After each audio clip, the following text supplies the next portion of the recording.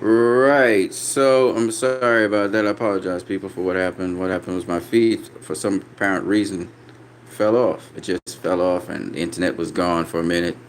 So in the middle of my streaming, I had to stop. So I just went back to studio work in the meantime. Um, so I was talking about some of the stupid things that people would say about Sean Porter, which really are not true, and that's all I'm making my points with.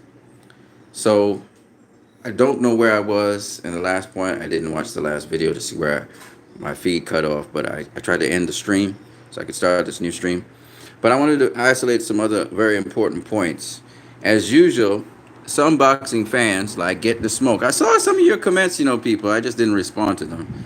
I get the smoke. You gotta be like you just had to turn ass on me, which is funny. But Porter got his ass whipped. Please, please, Ninja, please don't do that. Don't do that. You sound like a punk. Spence got the toughest fight of his career. Got like straight rights all up in his face, and got his body worked. And you saw his face was marked up. I mean, come on now. Don't even start. Don't even start there. There was no domination by Spence. This was not a dominant performance, and you guys know this. This is like a Mayweather versus Marcus Maidana. I keep on saying it over and over again to you guys because I've said this from since the beginning. But anyway, I want to talk a couple more things that people say that are stupid about Spence and Porter. One of the things people said about Errol Spence. In fact, Terrence Crawford comes out clowning Errol Spence saying, I could murk you. Terrence is such a punk right now. He behaving like a little punk. Terrence cannot murk Errol Spence. And me and get this smoke, get this point. Errol Spence, all right, you saw, okay, a fighter like Sean Porter, right, who's probably going to be Errol Spence's toughest competition of his career. A guy like Sean Porter, who does not use boxing alone, right? He infights. He can box on the outside, but mostly he's an infighter. Sean Porter gave Errol Spence all he could handle, and Errol Spence still came out on top, right? And we all know Sean Porter is physically strong. In fact, Errol Spence said that he called Sean Porter the stronger fighter, which he was. And Errol was still able to land his punches in on Sean Porter, right? While he didn't have his way completely, so he couldn't dominate Sean Porter because Sean Porter had certain skill sets and certain moves that he could do. It didn't mean that Sean Porter was not a difficult threat to him. It's his skill, Errol Spence's skill, and his home skill that allowed him to get that win, and also allowed him to drop Sean Porter. Whether you think it was a technical drop or not, his ruler drop. Okay, he stunned him. He made him buckle. Right. That's the important point. Which means he was breaking him down slowly, but he was breaking him down. Now, don't get me wrong. Porter was breaking down Errol as well. Terrence Crawford don't got that strength, first of all. Now, I'm not talking about power. I don't care about power. I'm talking about physical strength to handle an opponent in the ring. That was a very physical fight between two guys. You saw Sean Porter spin Errol Spence around. And later on in the fight, when Sean Porter wanted to spin around, Errol Spence kept him in the corner. You remember that? Couldn't do it all the time because Porter's a very strong guy. And Errol would get foot position on Porter sometimes and be able to spin it. But for the most part, Sean Porter was the guy pushing Errol back. He was the guy pushing his weight on Porter, on Errol. But Errol used technique to get Porter around. So think about what I'm saying. Errol is used to fighting bigger guys, by the way, in sparring and stuff. But what I'm saying is, so you guys will understand, is Sean Porter was physically stronger than Errol Spence, in much better condition than Errol Spence. That's why he could take those shots and recoup so fast. So for Terrence Crawford to think he gonna just walk up into the welterweight division against these welterweights, let me specifically speak about these welterweights, because I'm telling you, Terrence, he will hang with him, but because he's not being tested as they're being tested, I know he's being strengthened as we speak. They're strengthening him up and beefing him up and all those regiments and stuff. Because he's not being tested by those guys, he's gonna be deep shit when he really meets him. And he, just like every other welterweight, will be clinging and hugging to Sean Porter if he faces Sean Porter. Okay? He ain't doing shit to Sean Porter. Sean Porter be doing shit to him. Right? So until Terrence Crawford faces one of these top tier welterweights, all he doing is punking from the sidelines. He like a little clown, punking on the sidelines. That's how I think of it. So when he trying to clown Errol Spence, wow, my mouth's tied up. When he tries to clown Errol Spence, talking about I would wash you, Ninja, please, Ninja, please, Ninja, please, Errol, have this Ninja for breakfast for the next fight. Discipline this motherfucker, cause he's talking too much. He's talking way. Terrence Crawford is talking way too much. I know he just want to get a fight with Errol. That's what's really going on. But chop this tree down and then go and get the then go get the WBA strap from Pacquiao. All right, Errol, because this ninja be talking wild ass shit. Y'all ass easily clean the clock on this ninja. And I don't mean he's going to knock out Terrence Crawford. Terrence Crawford got a lot more defense and skill than that. He ain't going to Mikey Garcia him either. But Terrence, you going to get... nobody has ever worked Terrence Crawford to the body. Nobody. Boy, you have no idea, Terrence Crawford, what you would be in for. It would be... Man, Errol would tear your ass up on the inside. He would tear your ass up on the inside. Because he's physically bigger than you. He's physically stronger than your ass. Oh, he manhandle you on the inside. He'd manhandle your little ass on the inside. Because you can't do what Sean Porter can do. You can't. And you're not strong enough to do it against Errol. He wouldn't man down you, but he would beat the shit out of you. He would beat the shit out of you. And Errol don't even have to bear mind too much to your defense, because he just come with the high guard and just walk your ass down. Whole fucking fight. You have nothing to offer Errol. Because going southpaw on Errol doesn't mean shit. Errol is already a southpaw. You go orthodox, that's a usual customized thing that Errol do. Errol will walk your little ass down and beat your little ass up. Alright, so shut your little mouth. Alright, go fight Gavaliauskas, and chill in the corner. Alright? Terrence Crawford, man, you little pugnacious little shit. You know you in the big leagues now with the big boys. This is not the 140 division where they had little weak little ass fighters coming up now becoming world champions. These guys are seasoned world champions. Some of them are 2-time, some of them are 3-time, some of them are 4-time world champions. This is the big leagues, motherfucker. This is the major leagues. You now rumbling with the big boys. Bob Arum be talking that shit. Keith Thurman, unified champion, 2-time world champion at welterweight,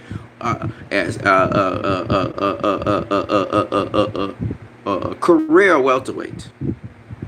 Motherfucker, Keith Thurman, eat your ass for breakfast, lunch, and dinner. Them are the big boys. You not no big boy. You posing. You supposed to be facing Mikey Garcia and Danny Garcia. Them is your competition. Be trying to walk up on Errol Spence. Errol Spence would, he would work that body. That body be punished from round 1 to round 12. You're gonna be pissing blood for weeks. Now, yeah, you do protect your body well, but it doesn't mean shit. He gonna work that body still. He gonna work your body bad.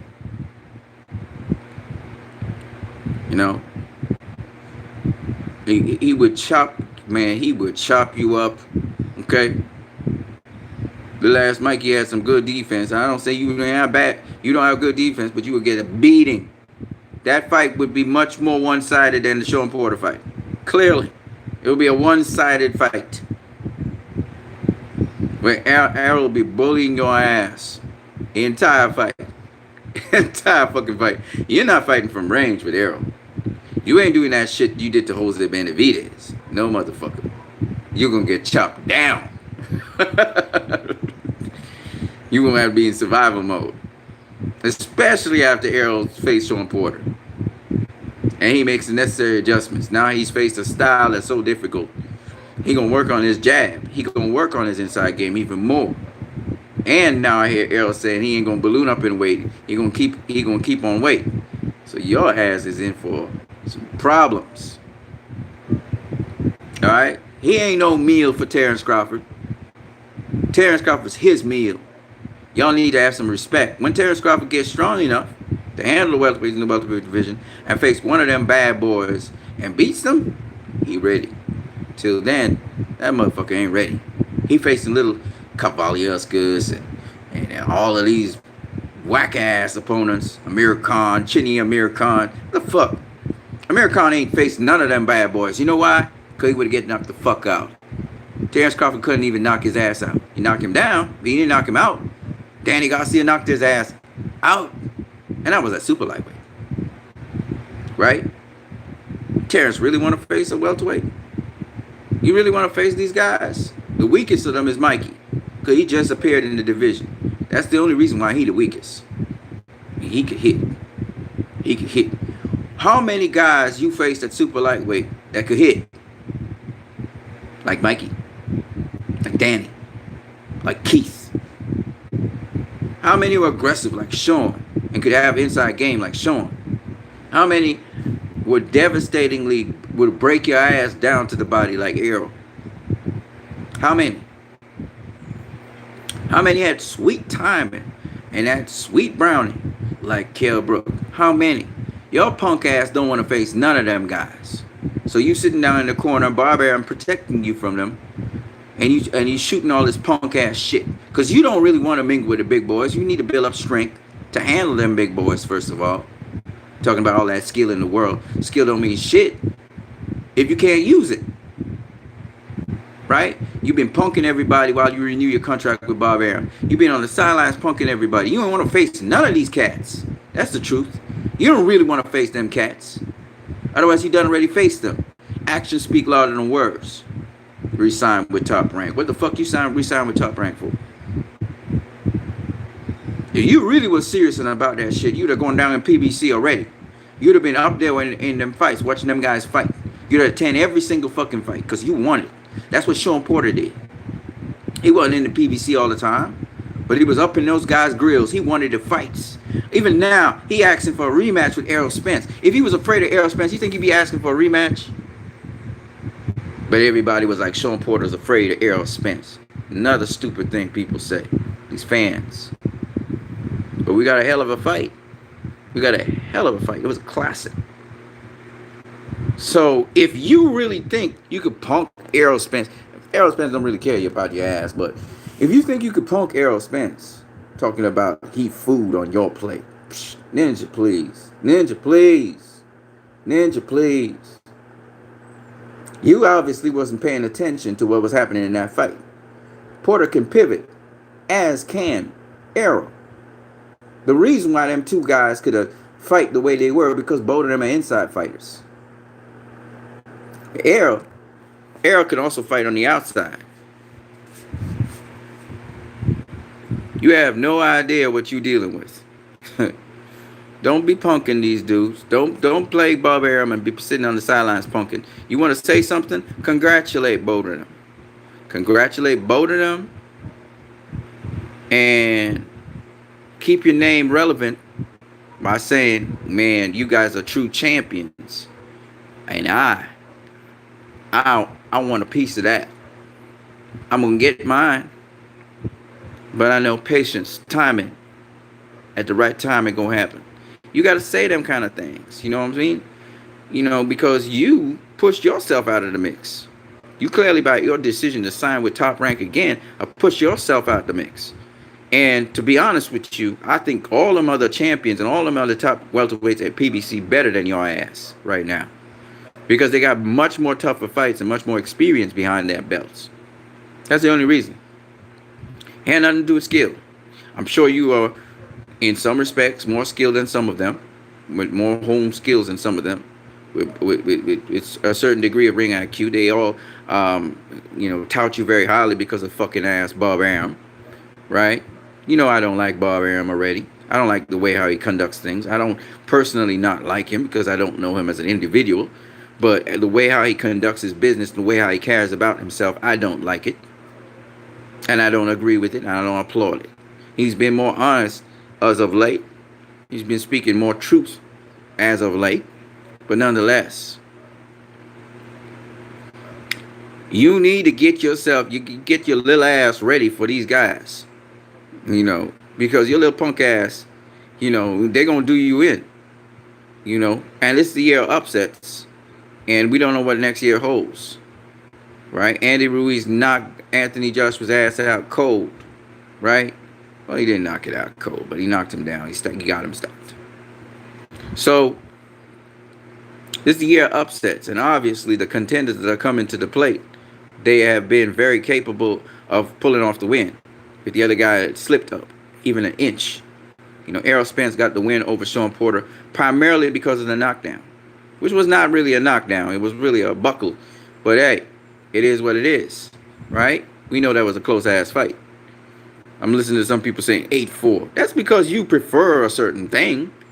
Just like how you probably picked Danny Garcia to win over Sean Porter because you're looking at the cleaning shots Danny Garcia did. You weren't looking at the busy activity of Sean Porter and the effectiveness of what he was doing to make Danny Garcia fight his fight. Which comes to another point I want to make about stupid things people were saying. So people were saying some really stupid stuff about how, like Get This Smoke. He was just trying to throw a jab at me. He was saying how, Errol whooped Sean Porter's ass. Do you know what an ass whooping is, brother? An ass whooping is a dominant, one-sided beat down. Where the other guy is beaten into submission. That's an ass whooping. He didn't whoop nothing. He didn't whoop Sean Porter at all. If he whooped Sean Porter would destroy Sean Porter's mind as well as his body. Sean Porter came out of the fight saying, he's just raising his hand saying, let's go, let's go. He was saying, let's go straight through. And Sean Porter actually is the one with the less injuries. He got puffy eyes, but at the end of the day, he could go another 12 rounds. Errol was the one with the cut. Errol's the one with his face puffy as well. So if you're saying that he whooped Porter's ass, then what did Porter do to his ass? Right? Errol didn't get to do what Errol really wanted to do throughout the fight, as we all know, because Porter was swarming him. That's another thing people were saying, that Porter was making it awkward for Errol, obviously. But he was also swarming him. He was cramping him for space so that Errol couldn't really get his shots off, which is true to a certain point, but also to another point, which a lot of people overlook. Porter was unpredictable. It wasn't that only he was swarming. He was doing a number of different things at different ranges. Shout out to Africans Watch Boxing. What's up, bro? He was doing different things at different ranges at 6 o'clock in the day. Yeah, so what Porter was doing, don't forget you can not only... Yeah, man, I watched it about 3 times. And I also watched Porter versus Broner. And I watched Porter versus Kell Brook. Because Get This Smoke and Tommy Temple wanted me to do that so I could comment on it. I still might do the commentary for those fights, though. I still might do it and submit it to Tommy Temper. I'll see how I can record it. I don't know how, man. I don't know what's going on. I always have to troubleshoot things. Shout out to Africans Watch Boxing, man. Yo, literally did that too. It was a hell of a fight. It's a classic, man. Man, Porter stood up to Spence, gave him everything he can handle and some, right? I had Porter winning 114-113. I thought that the knockdown made the fight a little closer for Spence because he got 8-10 round, a round in which Porter was actually winning. And Porter was winning, I can tell you the other rounds that Porter won. I think it was 10-7. And I had him winning definitely 3 and 4. I'm trying to remember if he won round 8 and 9. I think he won 8 and 9. I think I gave Spence round 12. At first, I thought Porter won it. So I had it 7-5 for Porter, 114-113. Africans Watch Boxing. I had it 7-5 for who? And a knockdown. Who you had it 7-5 for? Spence. So you'd have 115-112 for Spence, 7-5. I thought the 116, 111 was a bit wide. I did not think that Porter won only 4 rounds. Oh, you had it for Spence. Okay, you added 115, 112 for Spence. But I noticed all the judges had it 8-4, either for Spence or for Porter. I didn't think it was an 8-4, but again, it depends. It's a pick'em fight. It's what you like. So when you look at Porter, this is why. Okay, so let me tell you why I thought Porter won the majority of rounds. Porter was doing what Porter wanted to do. Errol was not doing what Errol wanted to do, especially in the early rounds. Errol wanted to keep Porter at the end of his jab. He wanted to come in, walk down Porter, and start working the body. That's what Errol wanted to do early. Porter kept him at the end of his jab. Porter was the one landing his jab on Errol. Errol was not landing his jab on Porter. He would go in and out, land the jab, and then he would box him around. And when Errol would come in on Porter, Porter would turn the tables on Errol. He would spin out, step around Errol, and then he would start working the body. And I thought that strategy was working for Porter. So for rounds 1, 2, 3, 4, I thought that Porter won those early rounds, right? You can give Errol, I gave Errol round 2, right? I gave Porter round 1, even though they hardly threw punches. Porter was the one throwing the jabs and landing, okay? So as a result of that, it's how you look at it, how you look at the fight plan, the fight strategy, whose fight strategy was working out. So I thought that Porter's fight strategy was working out early. I thought that in the middle rounds, Errol started catching up to him and landing some lead lefts on him. And he wasn't getting him with the jab so much, but he was getting him with some body punches in between when Porter was throwing his body shots. I mean, especially when Porter wanted to go up to the head, Errol would catch him with body shots. So I thought that, rounds 5, 6, I thought Errol got those two. I thought round 7 was definitely a Porter round because he was landing a host of combinations on Errol, as in round 4. So I thought that Porter won round 7. I thought he took round 8. I thought Errol got round 9, even though the momentum was for Porter. Again, Porter doing what Porter does, which is Porter is a counter puncher, counter combination of puncher. So he'll do as if he's stepping on the back foot, and then all of a sudden, out of the clear blue sky, he would counter your jab or counter your right hand by slipping it, rolling it, bobbing and weaving, and come right in on you. He just come beeline right in on you, and before you say boo, he's landing punches to your body or to your head, and he's coming in on you. So I thought that Porter did that very effectively, and Porter's just a unique fighter. He's what we call a counter combinational puncher. So it would look like you doing good work, like Errol had him on the ropes in round 7, throwing away at Porter's body. It looked like Errol was succeeding in what he was doing, but Porter was catching the punches. His elbows were low, so Porter wasn't really feeling those shots as much as people thought that he was feeling those shots. And then he dipped under, spin out, and then he started landing some clean body shots on Errol. So I thought that, again, Porter's strategy for the most of the fight, that's why most people saying, why did Errol allow Porter to fight? Why did Errol allow Porter to fight Porter's fight? And it wasn't that Errol was allowing Porter to fight Porter's fight so much as Porter was dictating what Porter wanted to do. Errol didn't have an answer for Porter doing what Porter was doing. Porter wasn't the most accurate guy in the world in what he was doing. If he was more accurate, like I said, if he landed 25% of his punches, he done already win this fight. He would have got a unanimous decision win. This wouldn't have even been a close fight. And if Porter took his time a little bit more, instead of throwing a whole bunch of flurries, instead he would, Porter, his shots are much better than, say, Timothy Bradley. Timothy Bradley slaps with his punches. Porter actually digs with his punches. So somebody been working on his technique really well. And he's not as wild. He's more composed. So I really like that. Dug to the body really nicely. But what I'm saying is that Porter was able to do what Porter wanted to do with Errol because Porter could slip the jab. Porter could get to the inside of Errol. Errol could not get to the inside of Porter unless Porter wanted Errol to get to the inside. And even when Errol got to the inside, Porter would flip it around and he would work on the inside of Errol, right?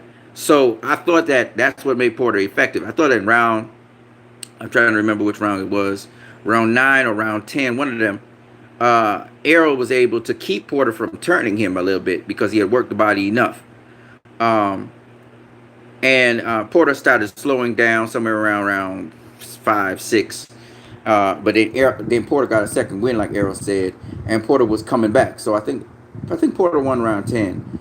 And then round 11, Porter was winning that round until he made that mistake. And Errol was swinging for the fences himself. Because Errol's just, man, those guys were teeing off with bombs, right? Porter was mostly catching Errol with bombs to the head, but he was also working the body. And Errol caught him with the left hook that put Porter down. Made him buckle. I don't like to say put him down because he didn't really put him down. You know, that man recouped a long time. It just his hand just touched the canvas as he was trying to keep his balance, which is all right. It's cool. I mean, it reminded me of Floyd versus Abdul, where Abdul caught him a crisp, sharp left, straight in the face, and Floyd went backwards, and then he touched the canvas. And I thought Floyd touched the canvas more than Porter did with his hand. But it is what it is, you know. It is what it is. But if not for that knockdown, I think Errol would not have gotten the win, in my opinion. I think it was a close fight. I think that even D Styles, when he was calling the fight, he didn't know who won the fight. And that just proved a tribute. I think a lot of people, Porter, amazed, except for me. It didn't amaze me at all. I expected Porter to do that. You know, I expected Porter to keep coming. I said Errol would hit Porter with his best fucking shot, and Porter will just keep coming.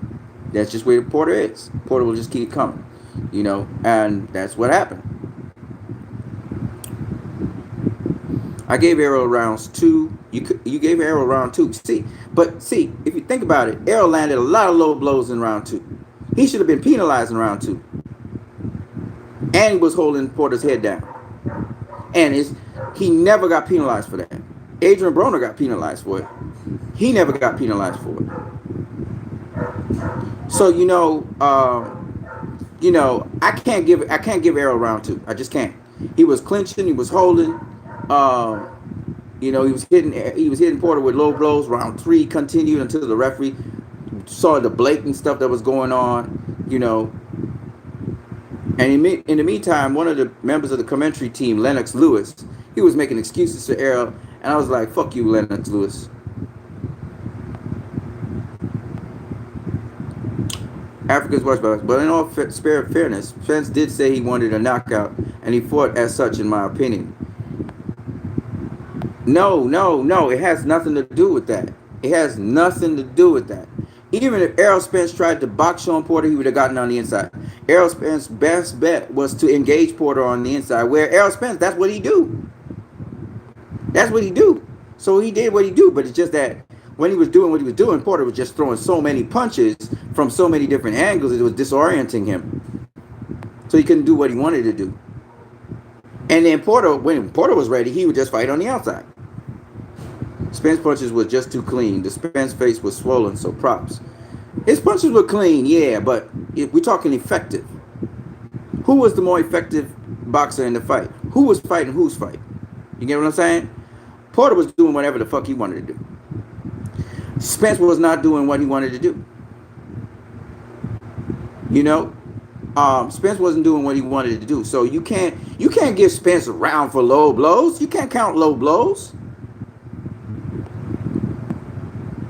You can't count low blows. So I can't give Spence a round. Most of his in round 2, most of his punches that he actually landed or scored were low blows. So you can't go. Porter was landing the proper shots. So you can't give Spence round 2. Did you notice that Porter was the one getting tired in some of the late rounds? He looked winded in spots. So was Spence. Spence was clinching him up in round 10. In round 11, he was clinching him up. In round 12, he was clinching him up. What are you talking about? You're doing as if this is a one-sided show where Spence was doing everything. No, he wasn't. As Porter was getting tired, so was Spence. In fact, Spence came out of his guard, and you saw his 2 hands hanging on his sides. Why do you think Spence is talking about he blow up too much in between fights? Because he was winded, too. Both of them were tired. It wasn't a one-sided thing. It wasn't a one-sided thing at all. And you got to give Porter his credit. Spence landed much more body punches, according to punch stats. But Porter was landing in combination, so I'm not totally in agreement with punch stats. Porter was landing 2, 3, 4 punches to the body. He landed like triple uppercuts to Spence's head. I mean, he get caught with a left hook after it, but he be throwing a lot of punches, and a lot of them be landing. Not clean, partially landing sometimes, or sometimes landing to the kidney area or some other area. But don't get it twisted. Spence took a lot of punishment from Porter. Man, if Porter had a lot more power in his shots, this would be a totally different fight. He would have knocked out Spence. But he don't have he's not really a big power puncher.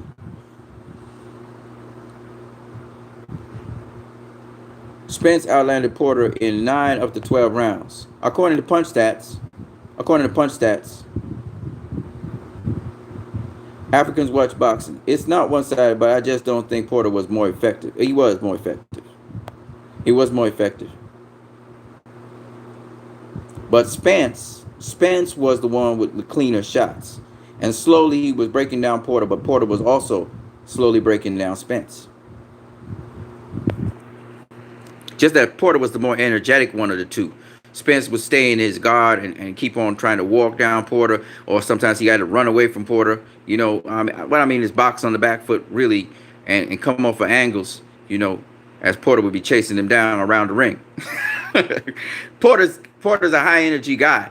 You watch the Keith Thurman fight, Porter would be the same thing. He fade in certain rounds, and then he would come back with a second win. You look at the Adrian Broner fight, you look at the Kell Brook fight, Porter been the same. Porter brings the same energy. You remember what Errol Spence said? He said, bring that energy. Porter's like, I've always had that energy. What are you talking about? Don't forget to smash that like button, people. I know you guys are coming back on. Man, Porter gave Spence everything he could handle, man. He got knocked down, and Spence had the cleaner punches. And Porter, okay, he buckled Porter. I don't consider that a knockdown, because Porter basically dipped. His hand touched the canvas, so we counted as a knockdown. But honestly speaking, Porter was not knocked down. And I would have loved to see what had happened if the fight continued onwards. But it was a brief moment where Porter buckled. He buckled him, though. But then again, Keith Thurman buckled him. Adrian Broner knocked him down. That was a proper knockdown. Properly knocked him down. What happens after Porter gets knocked down or buckled, ladies and gentlemen? He come back harder. So when Spence tried to finish him off and Porter started landing punches on Spence's head, I'm telling you, if it wasn't for that knockdown, Porter would have won in round 11. Porter was tit for tat with Errol Spence. Tit for tat. Straight through. Errol Spence never seen that before. He never had to deal with that. Fatty McFly. Porter had better ring generalship now did Spence. You keep telling me it's not about punches landed. That's what I'm telling you. He was the better ring general. He was doing what he needed to do. Right? And like I said, effectiveness. He was the guy pushing Errol Spence back. Who has ever pushed Errol Spence back? Who has ever pushed out? Kell Brook? For about 4 rounds? Porter be pushing Errol Spence back. Errol Spence be trying to get out of the way of Porter's punches. And he did land some really good body shots as well on Errol Spence. That's why Errol Spence had to protect his body. And it's only common sense. You're a boxer. You don't want to have your body available. Porter's landed a couple of liver shots as well on Errol Spence. You gotta really pay attention to what I'm saying. Effective in this fight is Errol Spence getting to fight the fight he really want to fight? No. Even when Errol Spence is landing those good shots on the inside, guess what? Porter be landing 2-3 other shots on him. And it may not be as clean, but he's landing shots on him, especially the head shots that snap his head back and have Errol Spence backing up and trying to be all defensive all of a sudden. All right? Because Porter be mixing it up to the head and the body. All right? Porter was very effective in this fight. Very effective. I thought he was more effective against Errol Spence than he was against Keith Thurman. And that's just credit to, again, because Errol Spence wanted to come in, wanted to finish Porter, but he couldn't. He couldn't. And Errol Spence admitted that. He said, man, I tried to, when I thought I got him hurt, I tried to go in for the kill, but he wasn't really hurt. He realized Porter wasn't hurt. It was a flash knockdown. That's like a flash knockdown for Porter. He was completely there, 100% in it. And it motivated Errol Spence to get better conditioned. Because when you're a well-conditioned athlete with a will to win, ain't nobody knocking you out. Ain't nobody knocking. And you realize Porter was never going to get knocked out. Right? I don't give Porter credit for an effort, and I don't give Porter credit for effort and hitting air, not landing. What the fuck are you talking about, John B. Hughes? The man was landing on Errol Spence. How many? You want me to pull up clips of what he did and how Errol Spence was backed the fuck up? All the way up to round 12, Errol Spence had him in the corner, and he hit him with a right to the head, snapped his head back, and he backed the fuck up. Would you like to see that from me? Up to the 12th round. Up to the 12th round, they were both swinging at one another and landing punches. All right? In the 12th, he landed a hard shot on Errol Spence in the 12th, and they were like, oh! Snap his head right back. Errol Spence kept coming, but don't get it twisted. It was not what you think it was. You are going on the illusion that Porter keeps on missing shots. Headshots, sometimes he missed headshots, right? Sometimes he was counted, sometimes he wasn't. But don't get it twisted. He was landing punches. A lot of significant punches to Errol Spence. Errol Spence will tell you that. He wasn't the most accurate puncher. Errol Spence was the more accurate puncher. But don't get it twisted. Don't get it twisted. Porter was putting in work, and he was the guy that was more in control of the fight than it was Spence. In fact, if he didn't get dropped in the 11th, he would have dominated the 11th. He was the guy that was landing on Errol Spence. Errol Spence wasn't landing nothing on him. Go watch it again. Go watch round 11. Errol Spence got bailed out by the knockdown. And even then, Porter continued to bring the heat to Errol Spence, continued to land shots on him, all the way up into the 12th.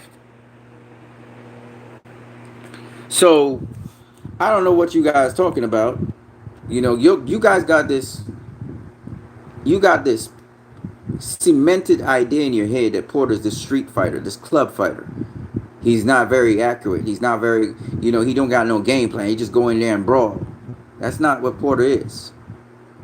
So until you get that stupid thought out of your head that, the commentary teams and, the sayings, the gossip out there has been saying about Sean Porter, you'll appreciate what he does. The sooner. He ain't no fucking football player playing boxing. Football players like Dominic Brazil get their senses knocked the fuck out. Dominic Brazil was a football player. Deontay Wilder hit him like if it was golf. His ass was knocked out. Okay? Yeah, Sean Porter used to be a football player in high school, but it had nothing to do with what he does. Okay?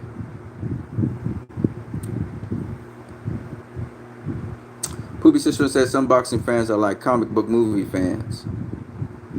If it's not a bunch of action then they will down talk the fighters. I hear you, man. I hear you, man. It's the fandom that makes it so stupid, AJ ATX, shout out to you, man. Shout out to Booby Sister. It was a close fight. Absolutely. I see why Errol Spence got the win because of the knockdown, but other than that, this fight was not a fight. You could look at it two different ways. I'm not mad at Errol Spence won the fight. Don't get me wrong. But he won it by a split decision. This was not a walk in the park for him. And I said this was going to be a tough test for Errol Spence. And he passed the test. The people that matter are the judges. Ain't nobody else matter.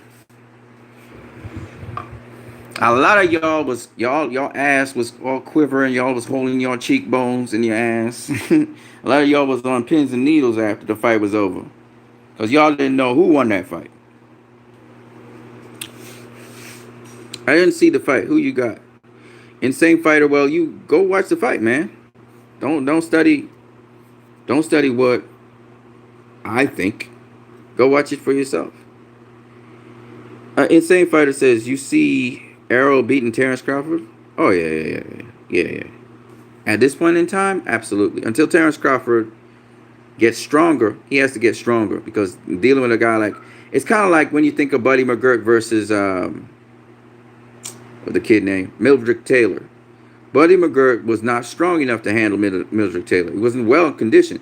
He was beating Mildred Taylor in the early rounds, but then Mildred Taylor's conditioning and strength, he overpowered Buddy McGirt and beat his ass and knocked him the fuck out. I see that happening with Terrence Crawford. Especially Terrence Crawford loved to engage. And even if you try to box from afar, Errol gonna close the distance on him. Errol gonna beat his ass up. He not gonna knock him out because he got defense, but he gonna beat his ass up. Errol's a big dude. Just happens that Sean's bigger than him.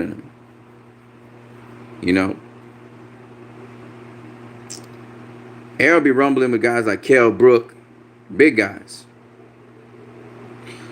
Mike Tyson What's the chance Pac and Spence might happen? That's a great question. Don't forget to smash the like button if you like what's going on.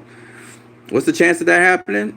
I mean, there's a chance. I saw Pacquiao's president there, the president of his company. So it's possible that the president of MP Promotions was there, and he posed off with Errol and stuff. So they're looking to see how they can make their fight.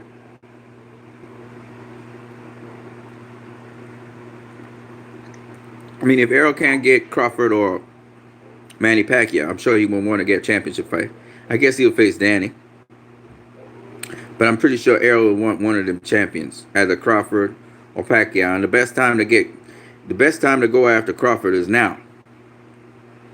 Now, because Crawford is he's still new to the division, and he still hasn't built up enough strength to handle a guy like Errol. When he gets strong enough to handle those big guys in the division, that's when he becomes a real contender. He ain't strong enough right now. Crawford just be talking to promote the fight. But if Errol was to face him right now, Errol tear his ass up. Yeah, he'll beat him up bad. Especially after the Sean Porter fight and the experience he got. Terrence don't have a chance of winning against Errol.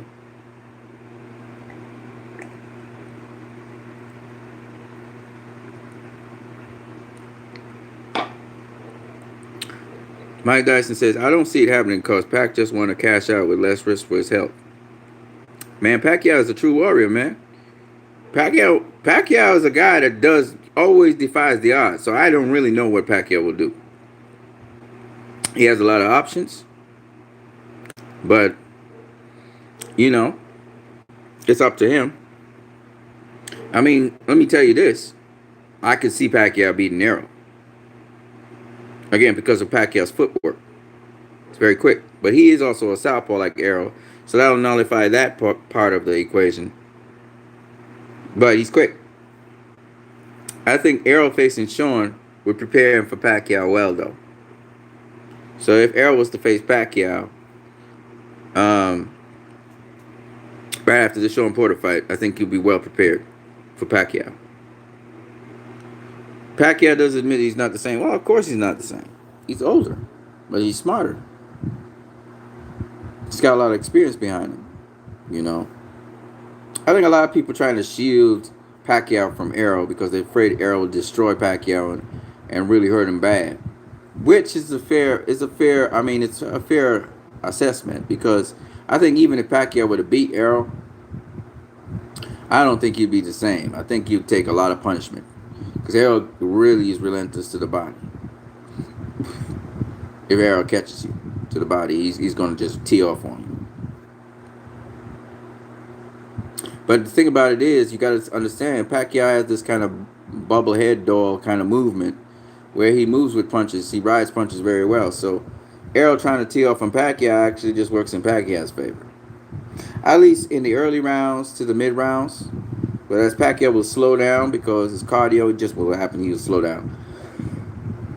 When he slows down, that's where the problem will come. Because Errol will start teeing off on his ass. I don't think Errol will be able to knock him out. I do believe Pacquiao will counter Errol. But at the end of the day, you just came off a Keith Thurman fight, with a grueling fight, which Keith Thurman punished your ass. I wouldn't go into an Errol Spence fight right after that. I would go into some other fight, and then if Errol Spence is still around and the world champion, I'll face him after. So I think the best bet would be for Errol to face Terrence Crawford next. That's the ideal situation.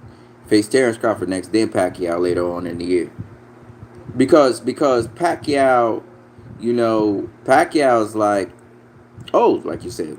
He needs time to recoup. That was a very grueling fight. He would need like a soft touch, like a stay busy fight. Maybe but the problem with it is, what is a soft touch? When you think about the welterweight division, there are no fucking soft touches at the top. Danny Garcia hits like a mule, and you saw what he did to Adrian Granados. Mikey Garcia hits like a mule. Okay, yeah, Errol beat his ass up. Dominated him. Not necessarily beat him up physically, but he dominated him. I mean, Mikey didn't win a lot of rounds at all. Maybe round 2, you know. But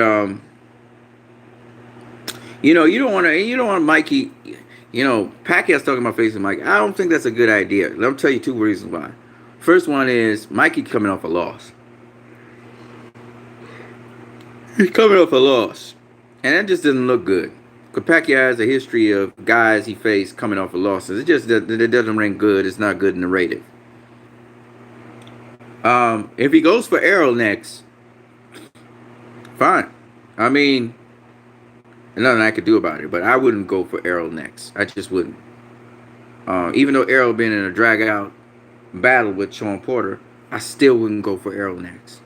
And I know that Pacquiao has a history of doing that too, facing like Marco Antonio Barrera after the Eric Morales fights and the Kevin Kelly fights and stuff like that.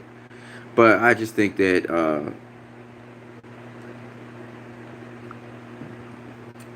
Pacquiao should wait a little while longer and try to take something a little bit easier on him, on his body. I don't think he's going to do that because he's going to want big fights at the end of his career. So it's very likely that Pacquiao might face Errol next.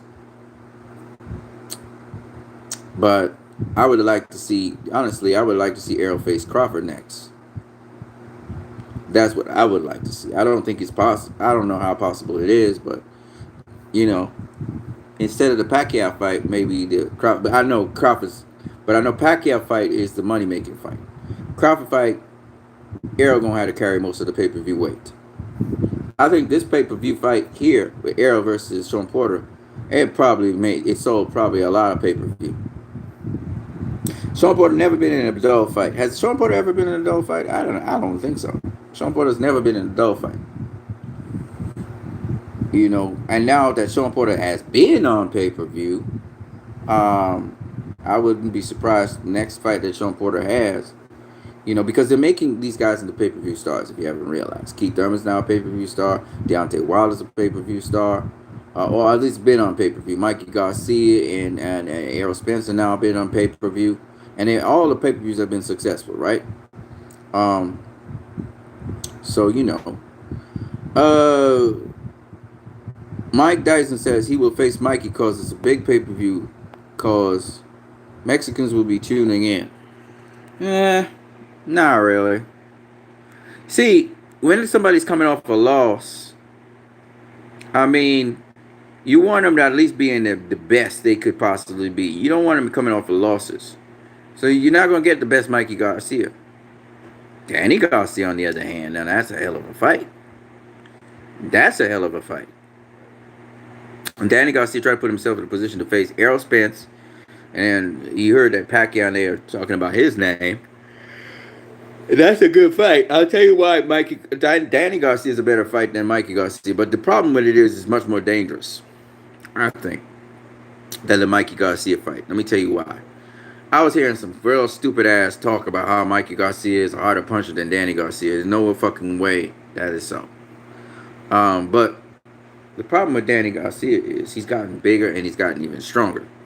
And on top of that, he's been cutting off the ring like a motherfucker. He got good timing. He remind me of Marquez, Pacquiao's nemesis. So I don't know if Pacquiao really want to have a Danny Garcia fight, because that could be a fight where he literally gets knocked out. Danny Garcia got that power. And Danny Garcia has proven it time and time again he can knock out guys. All right, so I don't know if he really wants to go there, but Danny hasn't knocked out anybody of recent time. Oh yeah, he just knocked out Adrian Granados. That's right. Stopped him. Right. So I don't know if Adrian Granados was boxing him too. In the Loop Radio 2000, shout out to you, In the Loop Radio. You're working hard, family. Respect. Yes, man. I'm trying to, put it in. Hope you guys will not only subscribe, but also that you guys would donate to my channel. That would be nice.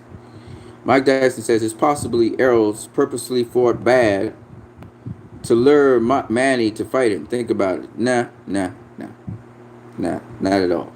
Not at all. He didn't purposefully. He ain't that good. y'all making it sound like a fighter would go in. Let me see if I can almost lose a fight so they look. No.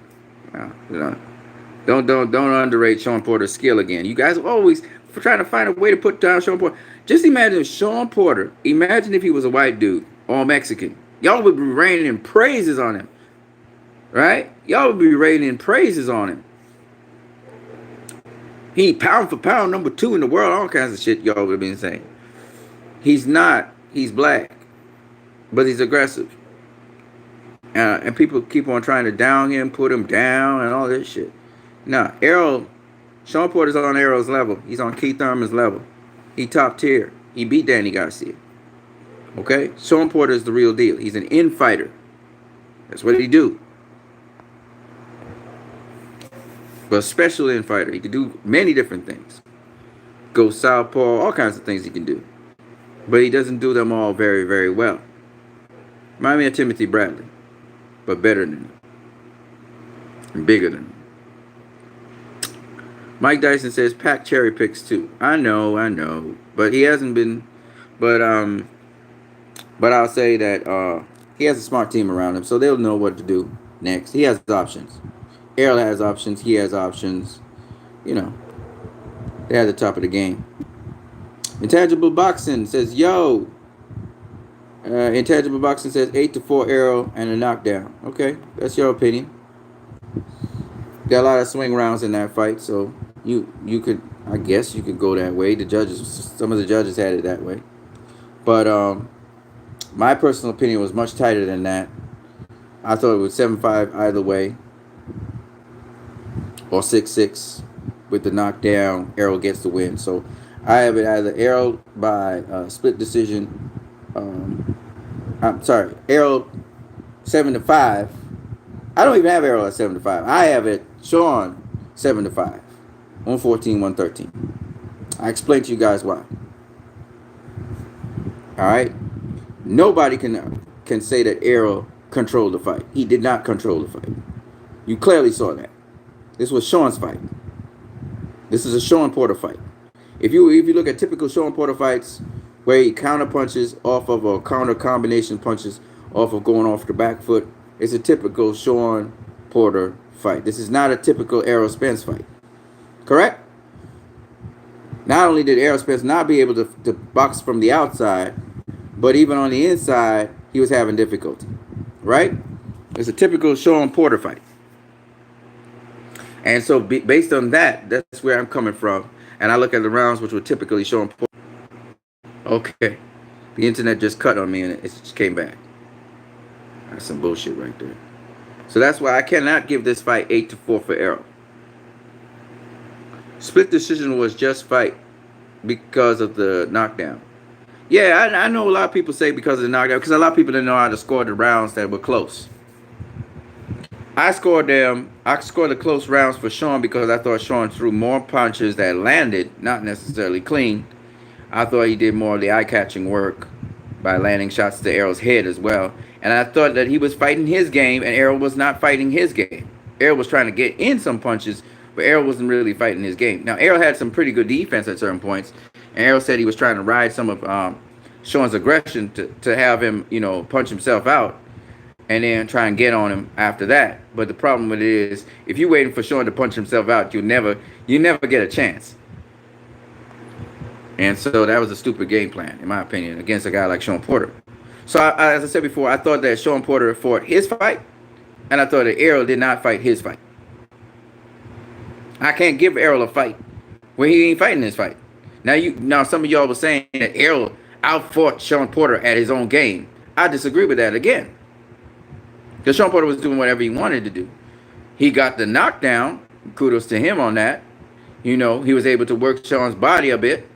But then again, Sean Porter is so well conditioned that Sean will take some body shots to give some body shots. Because it's not like Sean Porter wasn't working Errol's body and head.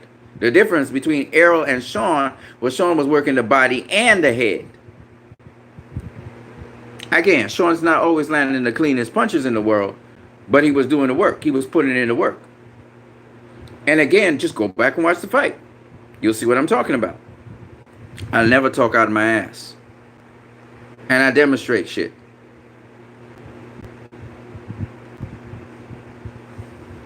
Sean was aggressive, but Errol was punishing Sean coming in. Fuck no. He never punished Sean coming in. What are you talking about? He never punished Sean. In fact, very rarely he caught Sean with shots when Sean is coming in. Why? Because Sean bobs and weaves, slips punches, and then comes inside. Errol was able to sneak in body shots on Sean while Sean was on the inside working. That's where Errol got most of his punches in.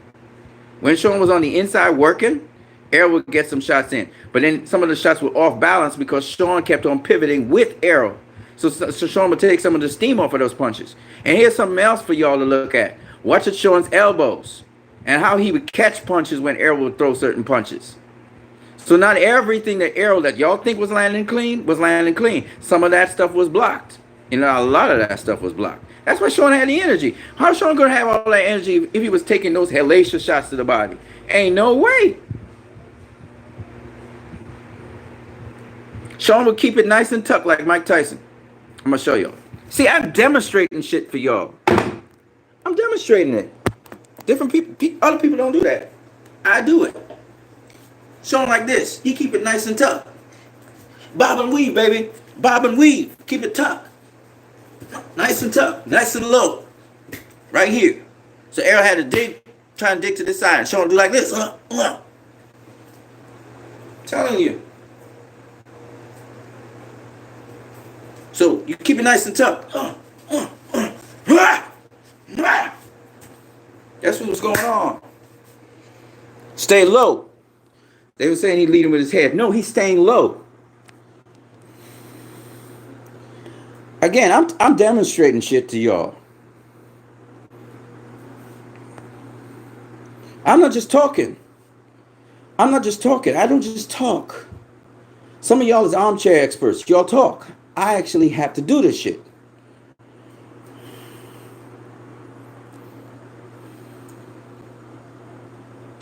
Round 9, which you gave to Sean. Did I give round 9 to Sean? I didn't say I gave round 9 to Sean. I never said that.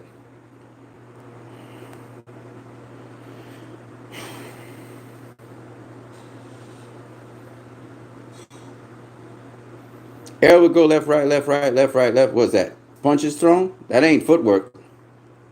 That'd be some stupid ass footwork. Eric Massinaro. I felt like the rounds Sean won were more clear than Spence's. Yep. Because of the headshots. Y'all were paying attention to the headshots. And he was backing Spence up when he would land the headshots. It rocked Spence's head back. And he threw a combination of headshots. But then he would go to the body shots. And that's the stuff that y'all not watching. And I'm going to demonstrate it again. Listen, I'm demonstrating shit. I'm not just talking. I'm demonstrating. So if you're dealing with a southpaw, I'm a southpaw here, right? Errol would use the forearm, come to the side so he could hit Sean here. This is what was happening. Sean's the orthodox fighter.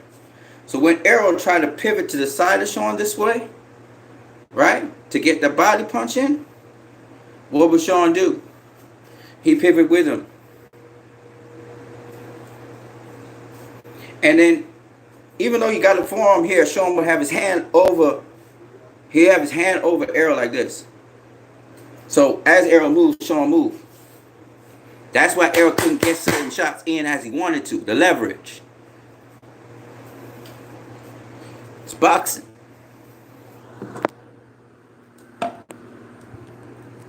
Because Sean also can skip to the side. He skips to the side. He skips to the side. He like to get angles on you too. It's boxing. That's what made the fight so difficult for Errol.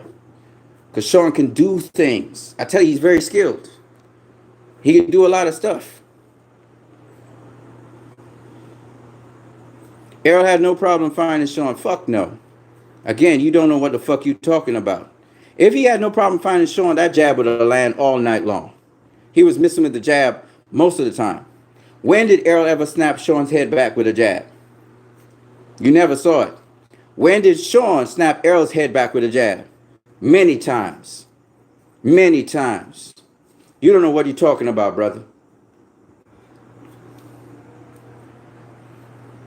He landed some lead lefts on Sean. And it wasn't when Sean was coming in. It was when Sean was circling him. He would be standing, and then Errol would come in with the lead left. He'd step in with the lead left, throw the lead left to Sean's body. Sean would kind of do as if he's going to catch it and get knocked back. That's how he started landing those lead lefts. On the inside, Errol would start working those left-right combinations to the body when he could get an opportunity to do so. Hey, Kai TV, whoa. Whoa. To what do I have this pleasure, my brother? This is another fellow boxer, man. If Sean rarely got hit, he would be 34-0. I never said he rarely gets hit, man. He gets hit. That's not what I'm saying, Ninja. I'm saying this. Listen. I'm saying he don't get hit as much as you guys say, as if he's some punching bag. He ain't no punching bag. He's not a punching bag. Errol would catch Sean with a right hook coming in. Check hook. Yeah, he caught him with the check hook. Not initially, he didn't catch him with the check hook as he was coming in, but he started catching him. They trade hooks sometimes. Yep, I agree. On the pivot, too. Hey, Kai TV, what's up, man? He landed more jabs than Sean. That's because Sean's the shorter fighter. That's not true. Go check it again. He didn't land more jabs than Sean. Not at all. You must be watching punch stats, but the reality is he did not land more jabs than Sean. Sean, and see, you guys, how could you say that, ACOT TV? Come on. You box, right? You know that when you're throwing a jab, depending on what jab you're throwing, it really depends on the angle at which you throw a jab. You actually can throw a jab and shorten the distance between you and a fighter. Also, they call Sean Porter's style herky-jerky, but it's really feints, right? So if you fainting a guy, you could get that guy to actually throw his offense. And usually, guys who throw their offense, they throw a jab, right? So if a guy throws a jab, right? I explained this to you guys before. If he throws his jab, Sean Porter throws, Errol Spence throws his jab, then Sean Porter could counter with his jab, right? And one of the very effective jabs, well, there are a couple of effective jabs Sean Porter had against Errol Spence. He used the spare jab a lot. He also used the shotgun jab quite often, right? He also used his lead right quite often also on Errol Spence. It was working. But the point is that if you use a particular kind of jab, it would depend on how you cover ground. So depending on what kind of, if you're a power jab or you're using a step jab, depending on what kind of jab you're using, you can't just look at the guy where he is and where you are, if you understand what I'm saying. So for instance, if I hit you a basic jab off a pivot, right?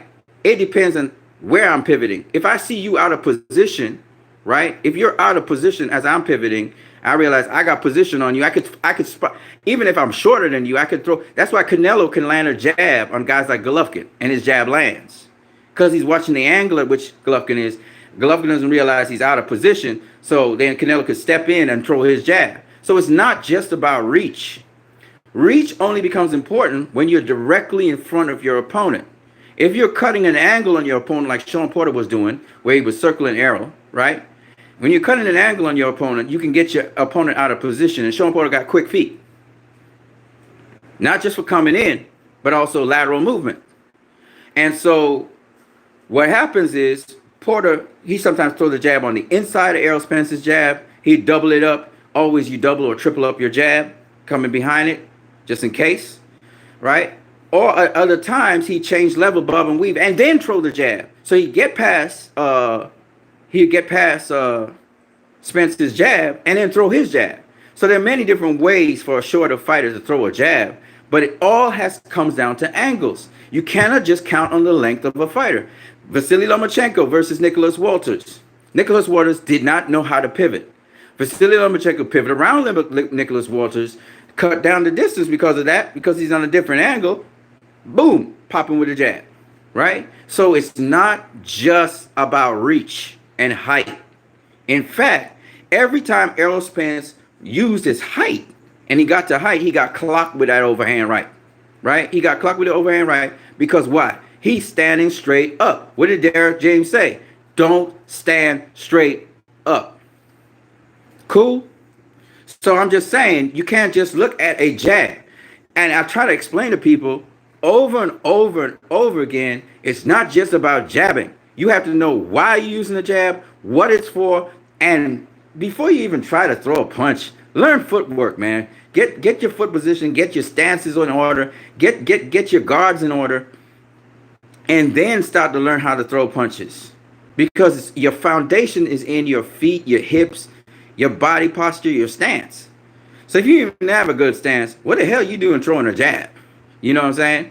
And then on top of that, you gotta understand that there are different jabs for different reasons, for different purposes. It's not just you just throwing a jab just because you want to throw a jab.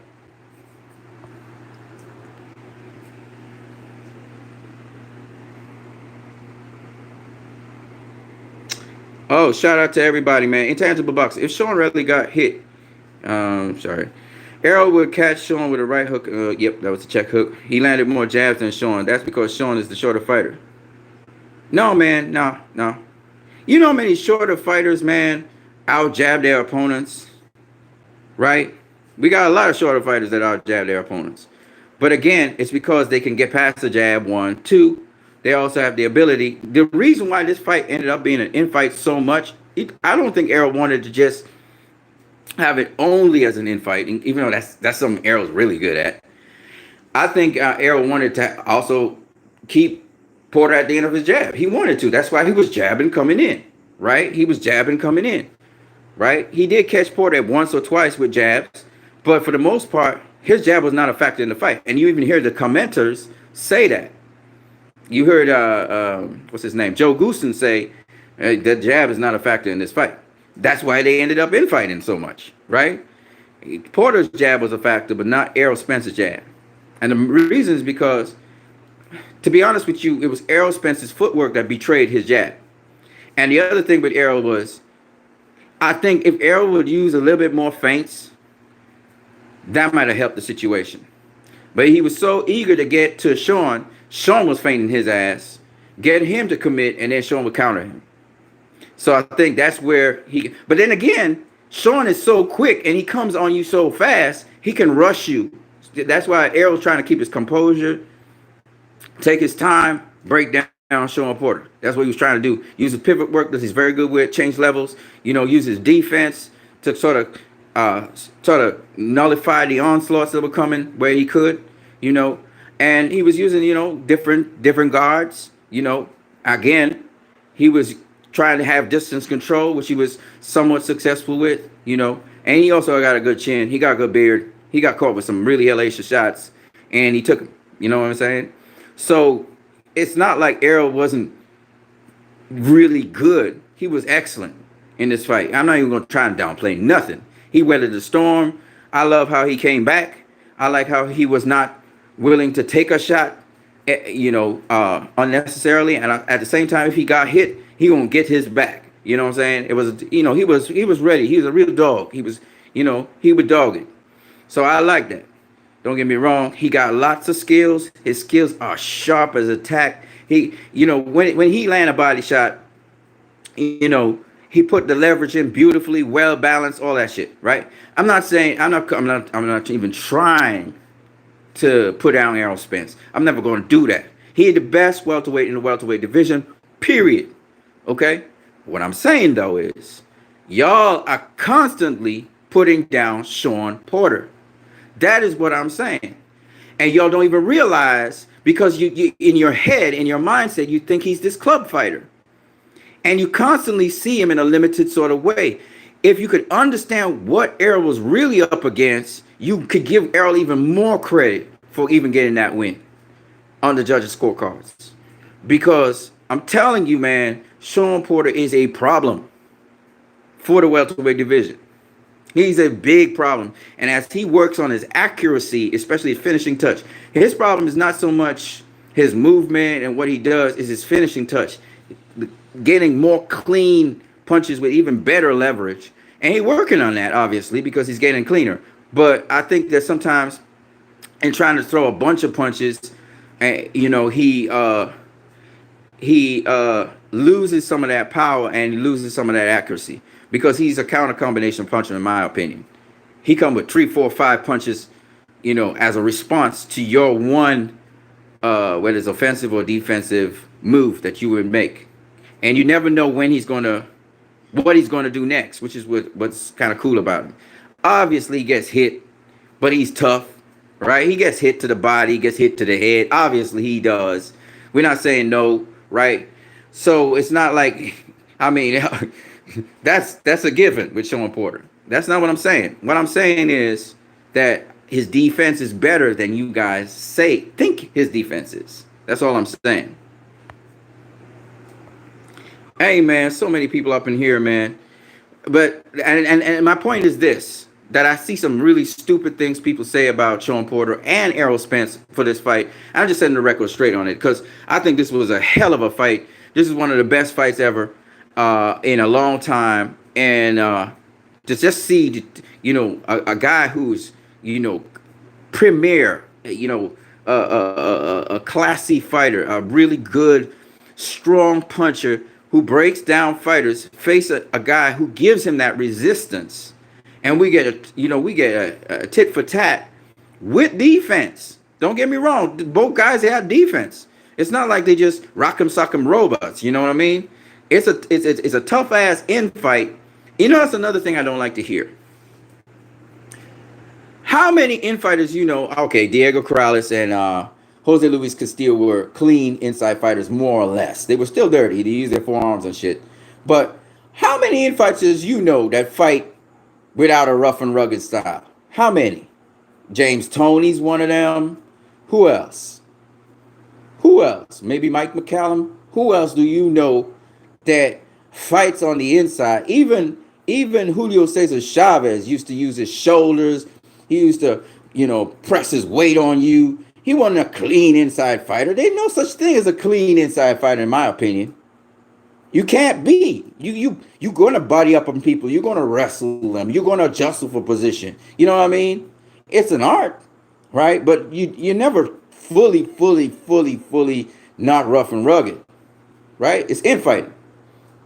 That's why I don't really have a problem with people saying that, that Errol Spence hit him with low blows and shit. That's part of infighting. It's sometimes straight low, right? It's boxing, right? So, but my thing was, I'm saying Errol accused him of being a dirty fighter, and then you go and hit him low blows. Come on, Ninja. And you hit him on the hip, too. I saw it. I saw all that Errol was doing. And it's all good because, like I said before, it's a fight. So I have a problem with it.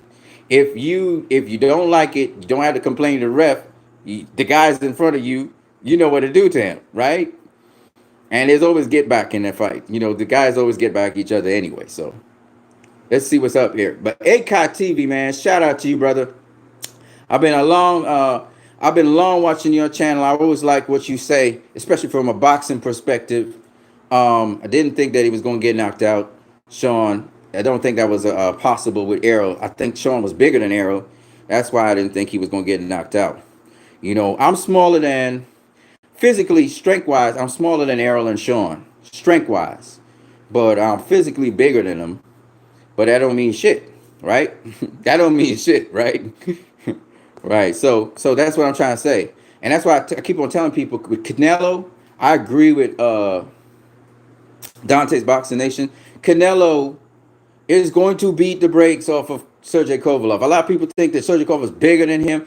Trust me, man, it's boxing. Size is important when both fighters can do like more or less the same things. Like Sean and Errol, they could do more or less the same thing. So it's a big achievement for Errol to beat the bigger Sean Porter. That's a big achievement because he couldn't just use his strength and size on Sean. So he couldn't say he was a weight bully or anything like that. Because Sean, you saw Sean, he was physically broader and bigger than Errol when he came into the fight. He was a much bigger guy than Errol Spence. All right.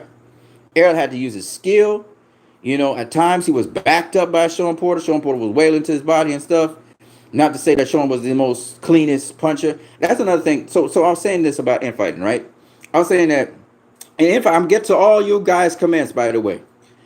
But, a lot of people say that in infighting, it's ugly. It's ugly. Sean made it an ugly fight. Listen. Y'all need to have respect for infighting. Infighting, you're going to have jostling for position. You're going to have people clashing with bodies. You're going to have people roughing each other up and hitting each other with the shoulder or pushing each other to the ropes. You're gonna have all of that stuff because it's infighting, right? There are very few infighters who are really, really, really, really. They can do clean, like pretty work. You're not gonna get pretty stuff with infighting. But the beauty of infighting is that at certain moments it gets super explosive, right? Super explosive. You just see an explosion of punches because somebody got positioned better than the other person, right? So that's what you got here with Errol Spence and Sean Porter, and it was a hell of a fight. Let me get to all you guys, man. Okay. Sean has great head movement. Yeah, he had it a long time ago, since the amateurs. You know, he has great head movement. He has great upper body movement. He has great foot movement. He do different styles of movement. I really wish I could just break it down for you guys to see. He do different things. He bounce around. You know, he walks around. Sometimes he would he do different things. He goes southpaw sometimes. He does different things. You know, but the problem with Sean is he got so many different things he could do. He can't work on each one and do each one well. That's the problem. He do some things very well. His jab is on point. He jabs very, very well. And that jab is what bails him out a lot in a lot of fights. But as to the other things, and I think Derek James spoke to this, he said that he really have a good jab. But other than that, you know, Intangible Boxing said Errol had to trade with Sean, and he won the war knowing his shots were more effective. And I wouldn't say were more effective. I'd say they cleaner. I keep on saying that over and over. All right, because Sean was landing punches on Errol, and Errol was getting broken down. There was a point late in the fight, I think it was the 10th or the 9th, I can't remember which. Errol was clinging to, he started clinging to Sean early in the fight, and he was pushing down his weight on Sean, but that was because he was trying to control Sean on the inside to figure out what was going on. But later on in the fight, he was literally tired. Both of them was tired, and they was leaning on each other. I remember I think it was the 12th, Sean turned Errol, right? And instead of throwing punches on Errol, he leaned over on Errol, and Errol just let him lean on him. They were tired. They were tired. Errol's strong as an ox, but don't get it twisted. He was tired too. Both of them was tired. All right. It was a grueling fight, and Errol had prepared. This is the most important point. He had prepared for a fight like this. He had prepared for this stuff. He didn't get caught off guard about this. He was ready for that, and Sean gave him what he was ready for. And kudos to him. He made adjustments, not to everything that Sean was doing, but he made adjustments to most of the important things that Sean was doing to get the W. Right? He never really controlled Sean. He never really controlled the fight. He never had it down packed like that.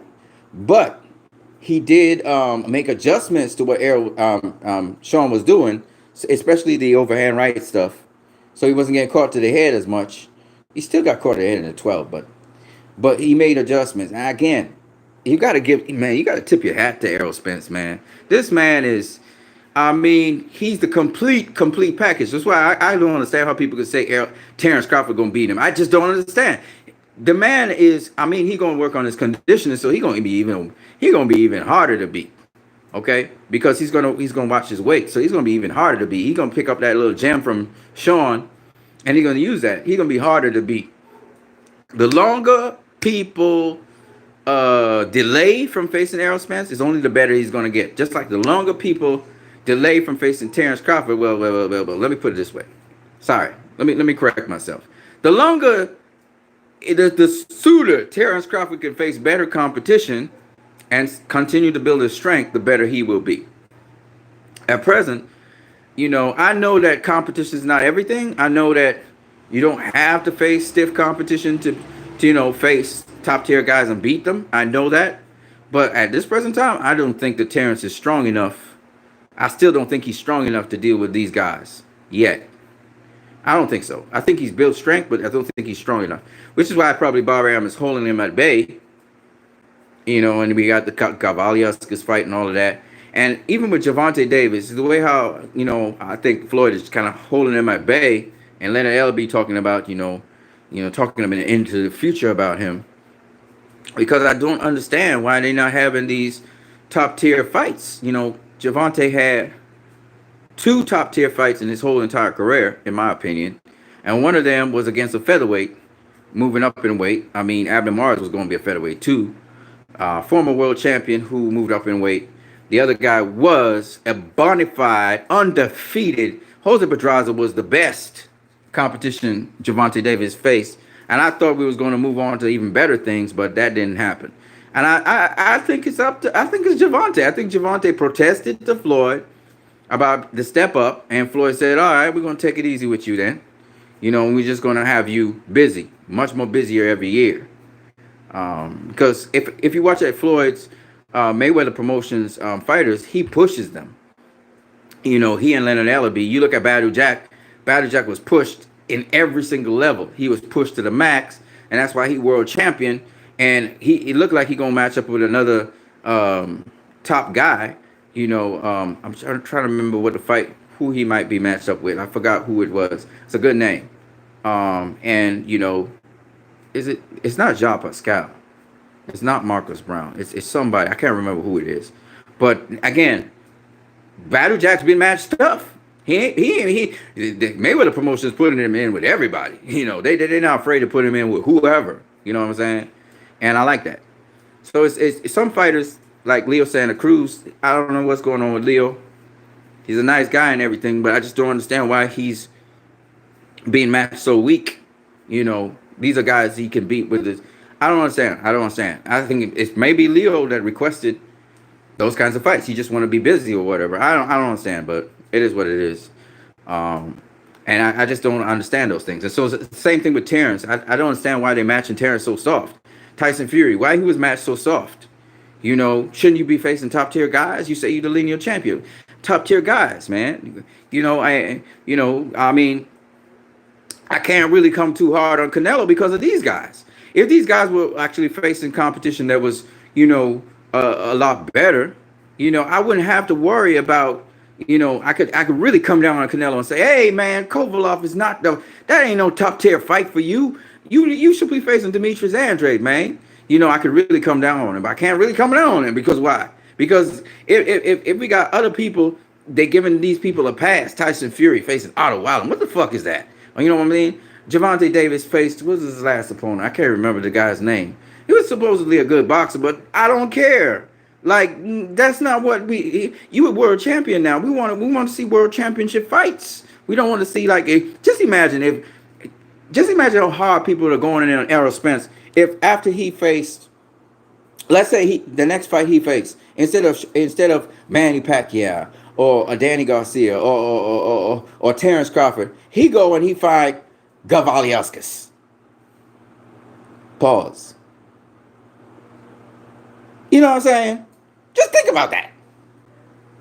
Just think about that. Or instead of that, you know who you gonna face? Andre Berto. Pause. Andre Berto is a better fighter. Well, he got a better record than Gavaliauskas, but come on. Or Josecito Lopez. Pause. You know what I'm saying? That's whack. We wouldn't allow Errol Spence. That's the high standard we got with Errol. That's the high standard. Imagine there are people out there saying Errol Ducker and Terrence Crawford. Pause. No, I gotta do like Troy King for a moment. I gotta do like Troy King because to me, this is ridiculous. It's ridiculous. As much as you want to see Errol Spence versus Terrence Crawford, you can't be like making it sound like all these other top welterweights in the division who've done a lot in the welterweight division, somehow they're beneath Terrence, you know, because Terrence's body of work shows how good he is. You know, that's what Roy Jones Jr. was saying. I'm not saying he's completely wrong because this was a real test for Errol Spence, but guess what? My point is, okay, that might be so for Errol Spence, but it's also the same for Terrence Crawford. Who's he faced at the welterweight division that's giving him a test? And there are lots of guys in the welterweight division to test him. Lots of them.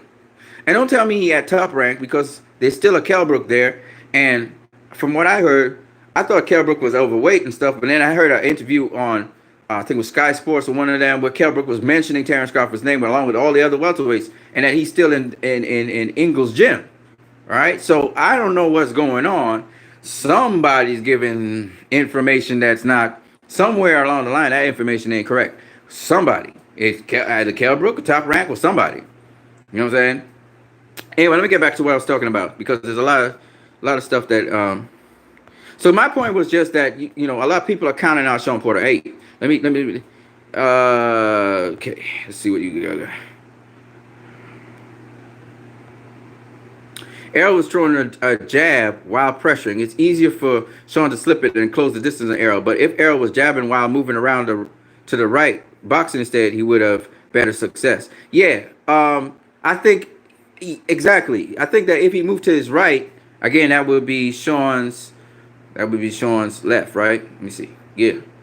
Okay. Yep. Yeah, he would have. Yep, he would have lead foot position on Sean so he could throw his jab. But Sean constantly was moving to his right, right? Sean was moving to his left, Errol's right. Sean was constantly circling to Errol's right. So he was trying to get to the weak side all the time. So it was kind of tricky. Errol was trying to cut off Sean from going to Sean's right, Errol's left, right? No, Errol's right, Sean's left, right? He was trying to cut off Sean from doing that and get Sean to go to the right. But what Sean would do is Sean would either speed up his footwork and get past him, or he would feint as if he was going to go to where Errol wanted him to go, and then he'd go back the opposite way. Or he'd feint as if he was going to come in on Errol, make Errol back off, and then he would circle to his left, Errol's right.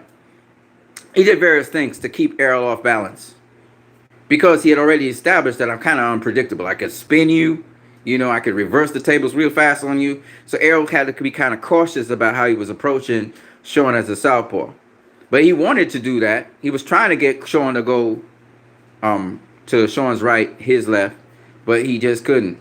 So that was another reason why his jab, when he threw the jab, Sean could slip the jab or, snap back from it and other things. And then Sean would slide in on him or just bob and weave in on him or whatever he wanted to do. The thing with Sean is he's got such ridiculous cardio, man. He can afford to do all that stuff. Unlike Anthony Yard, who can't. And Canelo, who's not as athletic and therefore doesn't have to burn up as much cardio. And therefore Canelo is more of a fighter, I think, that has to use more boxing skill and nuance to his movements. So he's much more subtle in how he moves to get past certain shots. But Canelo also has great upper body movement. And I'm talking about entire upper body. His whole entire torso moves. Which is why I just don't see Kovalov just hitting him like that. I just don't understand how people can. Anyway, whatever. That's why Porter didn't complain after the fight. This is intangible boxing. He won because Errol would throw 10 to land 4 and Sean would throw 20 to land 2 or 3. I mean, he's not as accurate as Errol.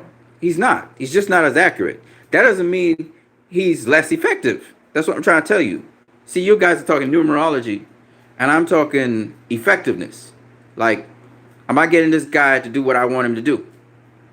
Is he responding to me the way how I want him to respond? You see, that's effectiveness, right? So that's where I'm coming from. I'm not coming from who's the sharper puncher. Obviously, Errol's the sharper puncher, right? He, in between Porter's combinations, Errol would throw those nice sneaky little lefts and rights, and sometimes he would put leverage into it, but he would get caught in putting leverage into it. So I saw what he was doing. Don't get me wrong, I saw what he was doing, but I was also watching what Sean was doing. I was watching what both of them were doing, and so that's why I'm not saying that Sean was the more accurate puncher, the more precise puncher, the cleaner puncher. I never said that, right? But everybody was paying attention to Errol's work and ignoring Sean's work. Sean would land 4 punches on the inside to the solar plexus. Boop, boop, boop, boop, boop. Because he throws and grabs, right? And everybody missed that and see Errol land a left hook to Sean's liver, right? So they see the liver punch, but they don't see the 4 punches before that. Like Sean threw, I think it was 2 uppercuts on Errol. Short, chopping uppercuts. Boop, boop, right? Errol's head snaps back. Errol's throwing a left hook. It catches Sean. Sean's head goes back. Bang. And they count that. Right? It's the eye-catching shot. Now, in that case, where he hit him with the left hook and everybody saw that, That is the more effective punch than the two uppercuts on the inside, but you can't ignore the two uppercuts on the inside and that they're having a toll on Errol. You get what I'm saying? So where everybody was saying that Errol was getting, was having an effect on Sean and wearing him down, nobody was paying attention to the fact that Sean was wearing down Errol as well, mentally and physically. Because when you are hitting a guy with your best fucking shot, and this dude is going nowhere, and he's still coming at you, and he's landing punches on you, whether they are soft punches in your opinion or not, and he's still coming with that fury, and he's still coming with a whole bunch of punches, it mentally drains you. Errol just kept on doing what he was doing, but he was tiring too. And that's what you need to understand, right? He didn't get his face marked up just because of a cut on the side of his face, which I don't know if that was a headbutt or what was that. I think it was a forearm. I thought Sean probably missed the punch and his forearm rammed into the side of his face. That's what I think happened. Because, Sean's still kind of wild, and Sean did say he was going to cut Errol. Apparently, he didn't know that he was going to cut Errol, but he did. Apparently, he cut him, right? So it is what it is. But at the end of the day, Errol went through all that adversity, and at the end of the day, he still came out a winner. That's bottom line. It don't matter what we think. At the end of the day, the judges' scorecards are what count, and he came out with a split decision win. He's the WBC IBF World Champion, and I think I can't fault the man. The man did a great job. I thought that he was the more composed fighter of the two. Well, Sean can't ever be composed. He fights. That's how he fights, right? But I thought he kept his composure under the pressure, and I think that's what got Errol the win. And he is the truth, no doubt about that. But again, you could easily make an argument, and that's why I say it's not like Errol's a level above Sean or anything. I think that Sean, you could make the argument that Sean won that fight, even with the knockdown. You could make an argument because of so many swing rounds. But you kind of be reaching because he got knocked down.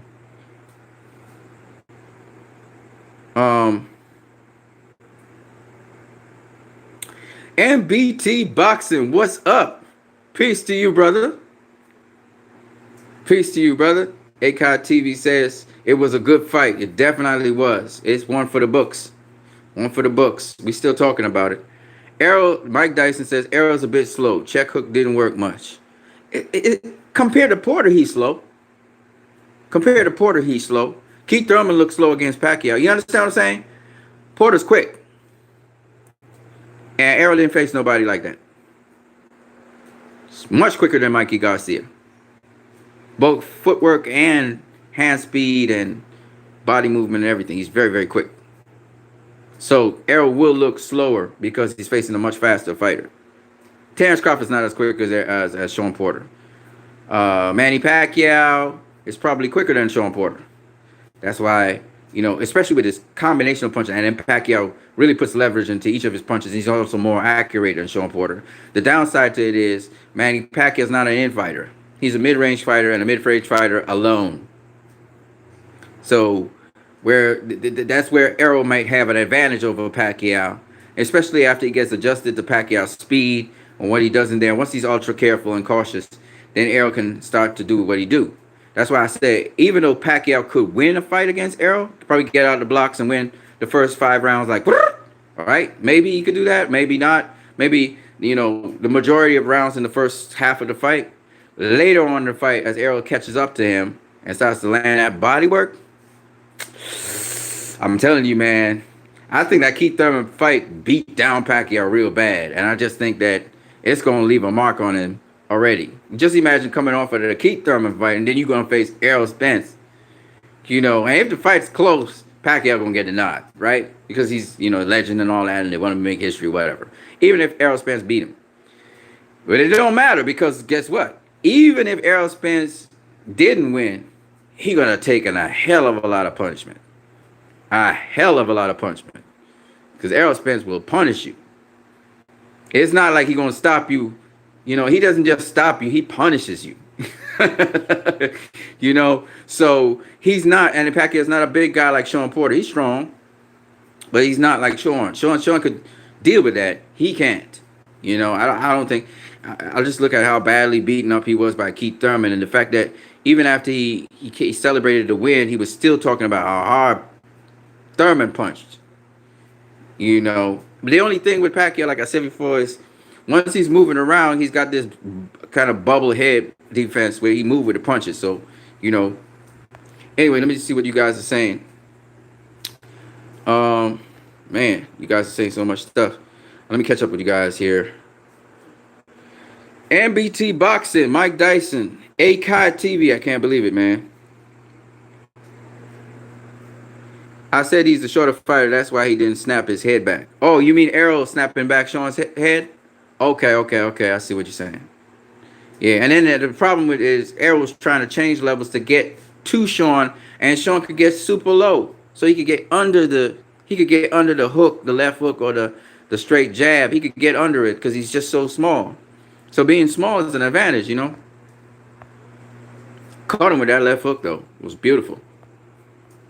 As Porter was being small, so that was interesting. He figured it out.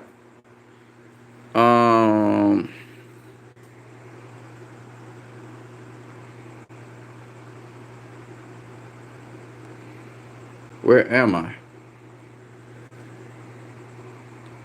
Oh, I went way back.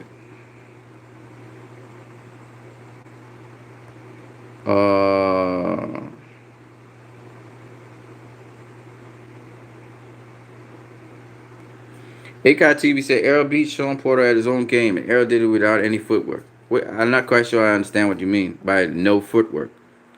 He was pivoting. He was pivoting a lot. And walking to him, but he pivoting. On the inside especially.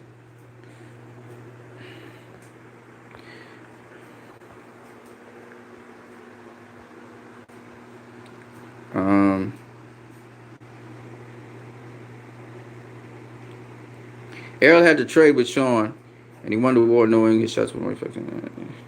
Errol was throwing a jab out pressuring. It's so easy for Sean to stop. Yeah. I wouldn't say he did it without any footwork. I mean, footwork has to do with how you turn and how you angle your body and all that stuff. And I thought Errol did a pretty good job of that, even though Porter, I thought, though using much more foot movement, was able to nullify some of that stuff. Not all of it, of course, absolutely not, but he was able to nullify some of it. He got caught with some body shots, though. Really good ones. Tommy Temper, what's up, my dude? Let's go, champ. Sean doesn't care if you faint. He'll take your hardest shot to come in. Nah. Not at all. He don't just come in, man. If you feint Sean, right? Think about what I'm saying. If you feint Sean, then Sean wants to look to counter you. Remember, Sean is a counter combination puncher. He's looking to counter you. So if you were to say, for instance, throw the jab, then he can work around that. Now, if you feint the jab, he's not necessarily going to bite the feint. You got to do it. You got to mix up your jab with feints to make it convincing. And you can't be like, you have to do as if you're going to throw a jab. Really. Like, really, you're going to really going to throw the jab so you can set up for your counter. Because you want to counter him as he's coming in. Adrian Broner was able to check hook him coming in, counter him coming in sometimes. He wasn't very successful because Sean still keeps coming. But my point is, you need to use feints to keep him off balance a little bit. So you mask what you really want to do. Off a feint, you definitely going to be throwing a shot. But the thing with Sean is, what you have to do, you can't just be throwing one shot. You got to throw like a combination. 2 shots, 3 shots on Sean. MBT Boxing, you got Bud or Spence if it happens. If it happens right now, if it happens next year, like right next year there, the next fight, I got Spence all day. All day. If it's the next fight. If it's a little bit down the road, that's a different story. Mike Dyson, imagine if Porter was the one who got the knockdown in the 11th round. We'd be talking crazier things. Front page material. Boxing will go nuts. True. Alonzo Hill says, great fight. I agree, man. Intangible Boxing says, best 147 fight since Oscar De La Hoya versus Shane Mosley. Okay. But you remember he had Oscar versus Tito Trinidad and all that stuff. But anyway, yeah, it was much more action. Exposed big time. You look mad cute though. Who is this? Is this a guy or a woman? MBT Boxing. Yup. Intangible Boxing says it's not just about strength, bro. Bud is 5'8" with a freakish 74-inch reach and is extremely fast on his feet. Nah, he ain't extremely fast on his feet. No, please don't overhype that. Intangible Boxing. Sean Porter is a great fighter, not a great champion. Ken Norton 2.0. Oh, hell no. Oh, hell no. You can't say that. Sean Porter has defended his championship belt a number of times, man. What are you talking about? Okay, maybe he's not a great champion. I don't know what that necessarily means because he became a two-time world champion. Did Ken Norton ever do that? Did Ken Norton ever become a world champion? Okay, then. Tangible Boxing. Numerology used incorrectly there. Not quite sure. Okay. You're talking about the punches? Yeah. So let me talk some more about some of the things that I noticed that I still think are stupid about Sean Porter versus Errol Spence. And again, I'm not trying to take anything away from Errol Spence. I don't take nothing away from Errol Spence. I think he's the truth. I think he's the real deal. I think he's the best welterweight out there. I think he beats basically all the welterweights. But he ain't gonna man down nobody. Man down time is over. He ain't manning down nobody. Right? This is the big leagues now. This is the big leagues. He got Kell Brook. Great. He was able to man down Kell Brook, but that's it. His man down days are over. One time Keith Thurman's days are over. He ain't no one time no more. Right? He ain't one time in nobody. Right? This is a different league, man. I mean, he at least he succeeded at technically knocking down Sean Porter. Okay, let's get to it. So the other thing that I wanted to talk about was I was listening to all these people out there, and they were saying that, you know, Errol Spence, that Sean Porter's style is awkward. Now, I'm not saying his style is not awkward, all right? But by saying that, using that particular descriptor, awkward, what Floyd Mayweather Jr.'s style is awkward. Hell, Manny Pacquiao's style is awkward, right? But they use the term awkward instead of special fighter. So there's certain words I listen to which tells me that these people are saying that, you know, they're putting it in a negative light. This guy's awkward. Instead of saying he's skilled and he has special skills that I had to deal with, right? Floyd described Emmanuel Burton this way. He said this guy, he had special skills that I was unaware of, which is he was able to roll punches and ride punches very, very well. He was known as the Drunken Master. He didn't call him awkward. So I listened to certain kinds of terms people will use to put down a fighter because Sean Porter is still not seen as an A side of anything, right? When he goes into fights, he's always the B side. You listen to the commentary team, they lauding up the other fighter, and Sean Porter hardly gets the credit he deserves. All right? Now they have to stand up and recognize Sean Porter because of his performance against Errol Spence, right? But still, I'm hearing these words like awkward, like street fighter, like you got to fight him on the inside. That Sean Porter couldn't box Errol Spence on the outside. We still had that stupid talk going on. He boxed him on the outside. In fact, he outboxed him on the outside. Errol Spence wasn't doing any outboxing, right? So my point is, you can't say that Errol Spence, you know, that Sean Porter, he can't box. You can't go and say, oh, he was awkward. Now, I know what they mean by awkward, okay? I understand. But you could have used, he has special skills that he was able to use to deal with my style that I now come to see why. Look how Floyd talked about Manny Pacquiao. Did he say Manny Pacquiao was awkward? Yes, he did say it in an interview or something. He said he's extremely awkward. But he said when he was talking at the post-fight, he said, now I see why they say he is so special, right? He gave Pacquiao his props because there's a certain way to talk about fighters where you can lift them up, right? So when Sean Porter was talking to Errol Spence, and he said, yeah, you realize I got more skills than you thought I did, right? And Errol Spence said, you are, yeah, you are. He had to acknowledge that Sean Porter had certain tools in the tool bag that he could pull out that could deal and handle with Errol Spence, right? And these are the kinds of things I like to talk about because I find that in boxing, people are very tribal.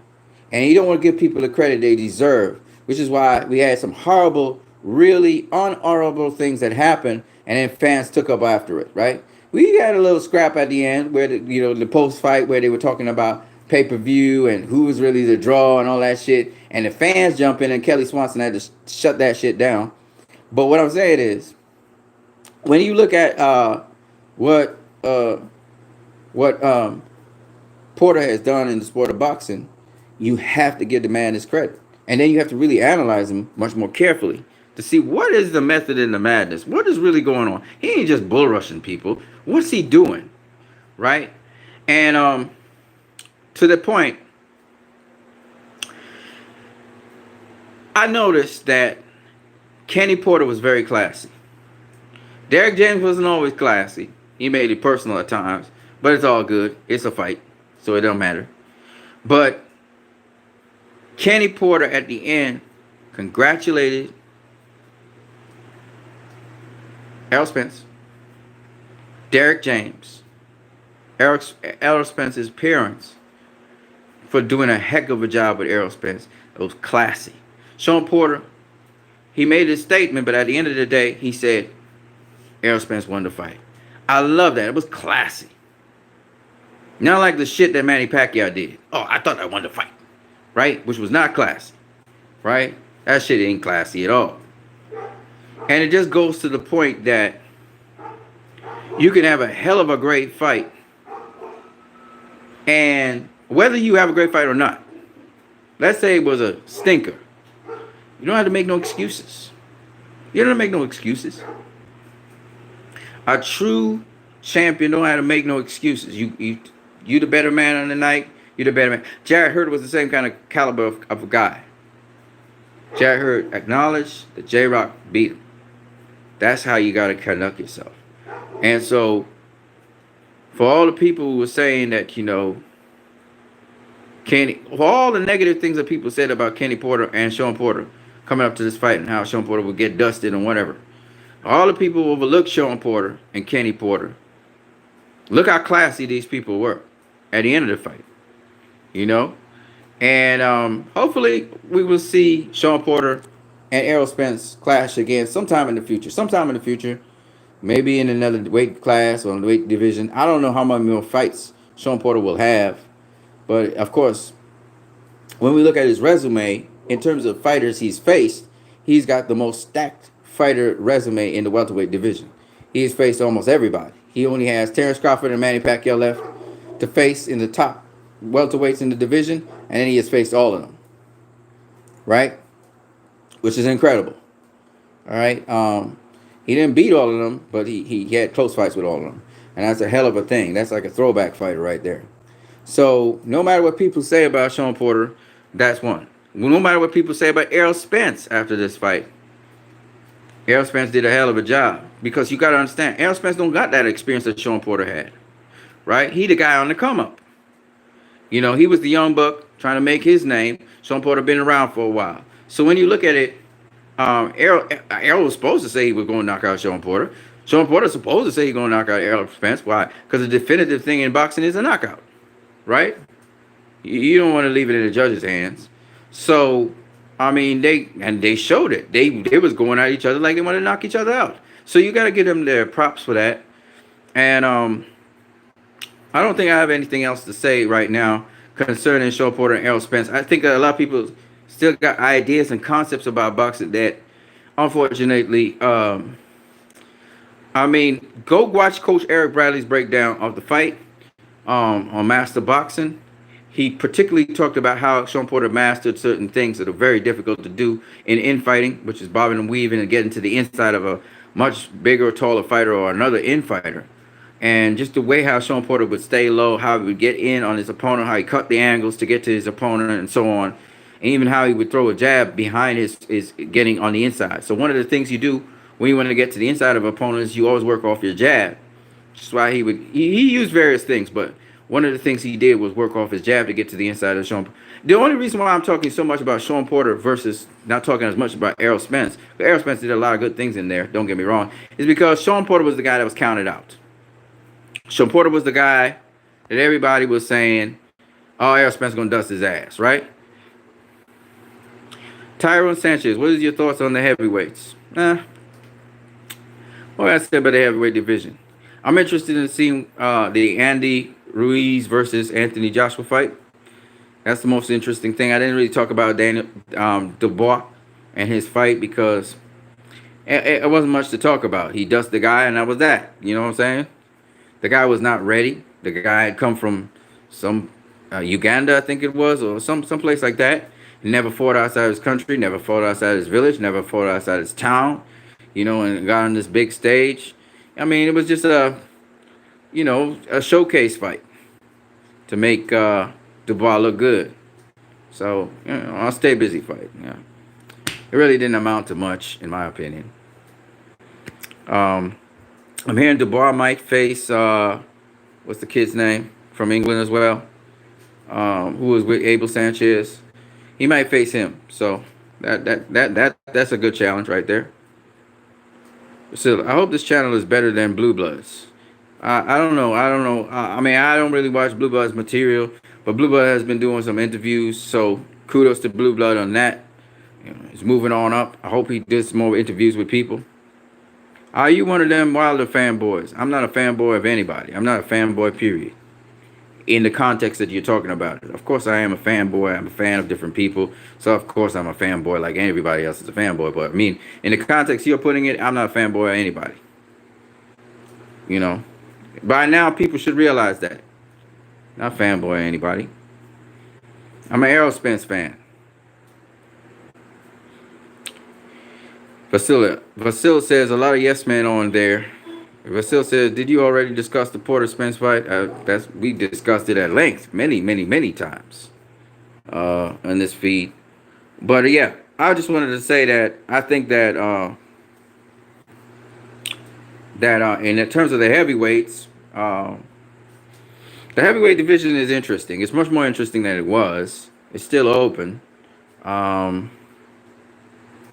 And I think that with heavyweights in the heavyweight division, we still got a lot of our work to do. Hold on a second. I'm coming right back.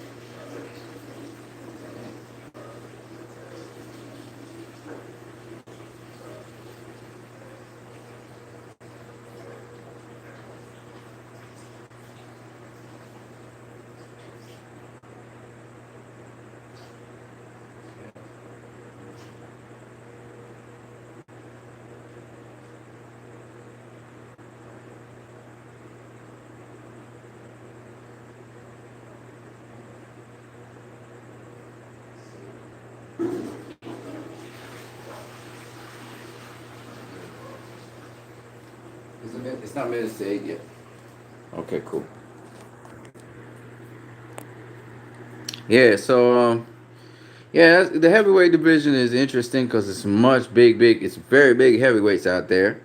I'm a little bit kind of down about the heavyweight division because of just some of the things that happened in it.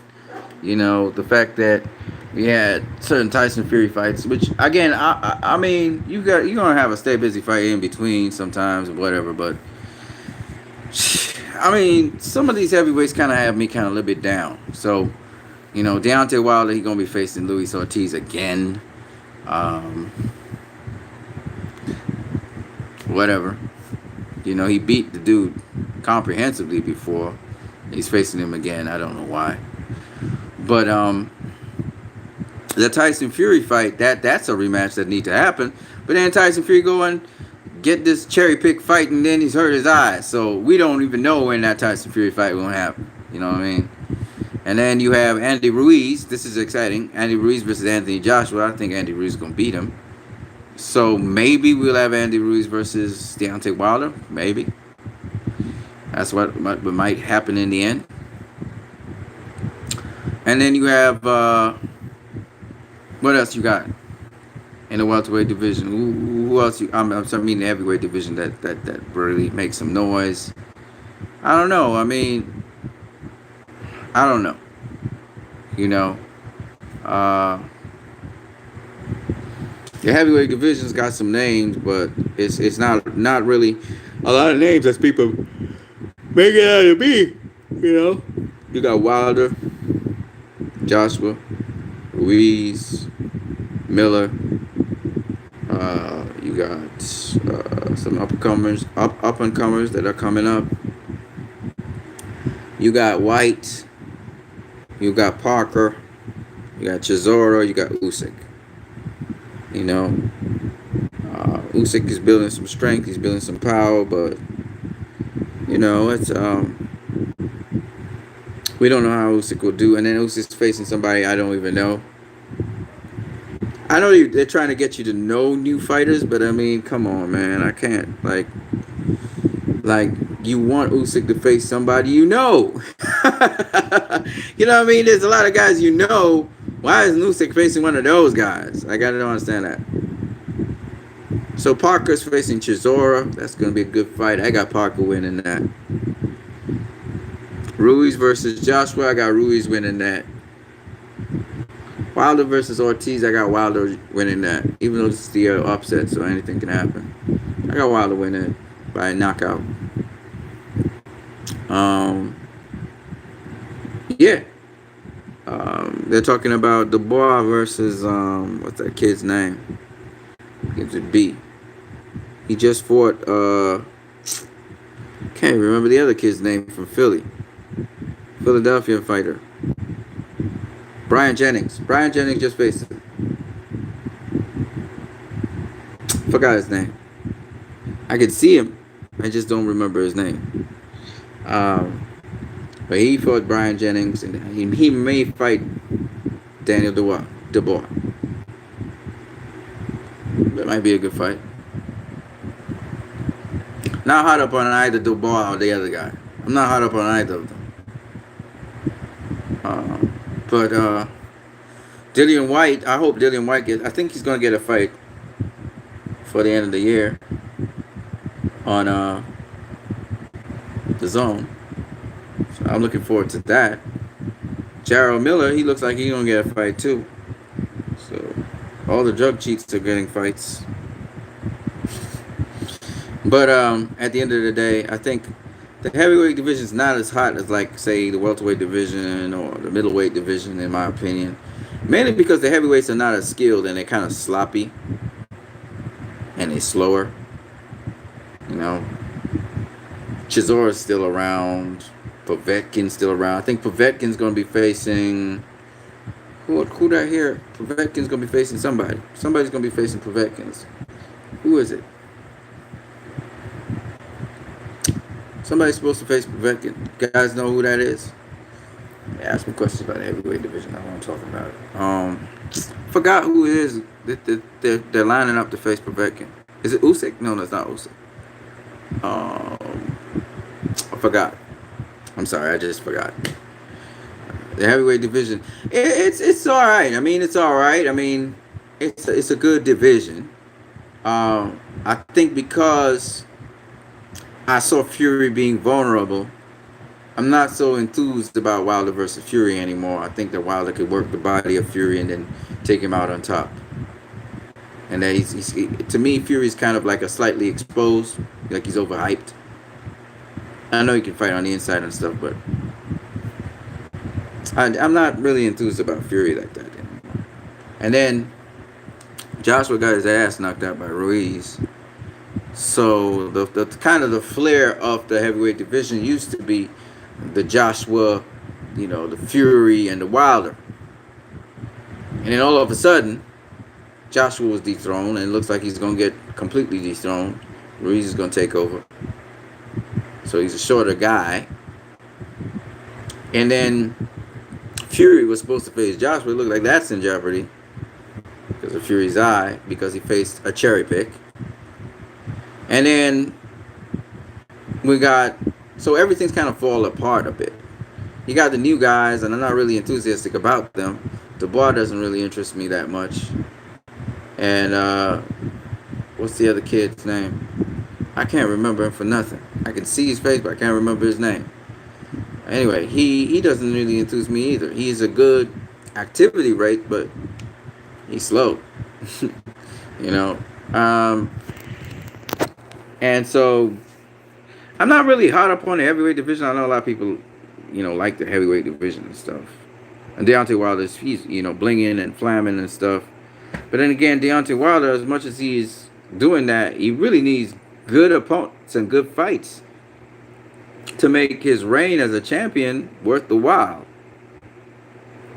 Not unnecessary rematches like the Ortiz fight. Like, that's unnecessary. You knocked him out. Why are you giving him another rematch? Like, don't you want to move on to the next?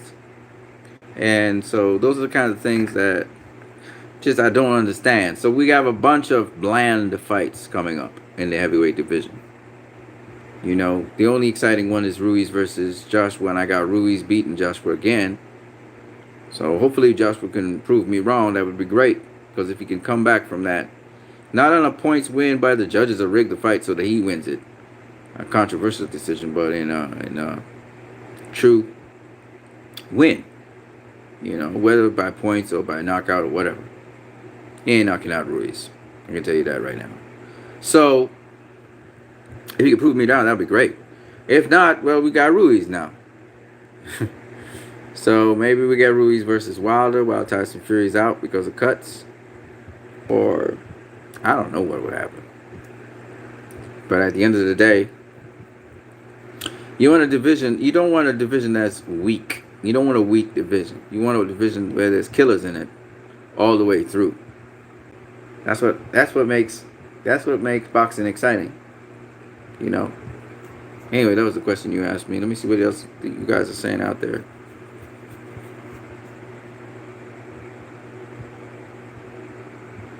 Vasil said, did you already discuss the Porter Spence fight? Yep. Did you think Porter won the fight?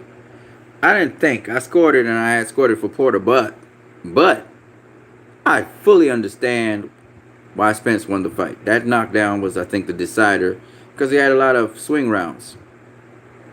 So I could understand why people would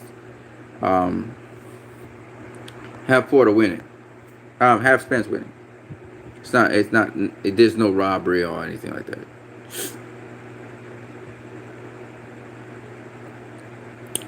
Heavyweights are trash, a load of bums. I'm just not excited for it. Let's just put it that way. Right now. I was excited for it before Tyson Fury got his ass, busted, his eye busted by Otto Wallen. Who the fuck is he? You know what I mean? Tyron Sanchez. It's waiting for a true heavyweight. I think these current ones are no good.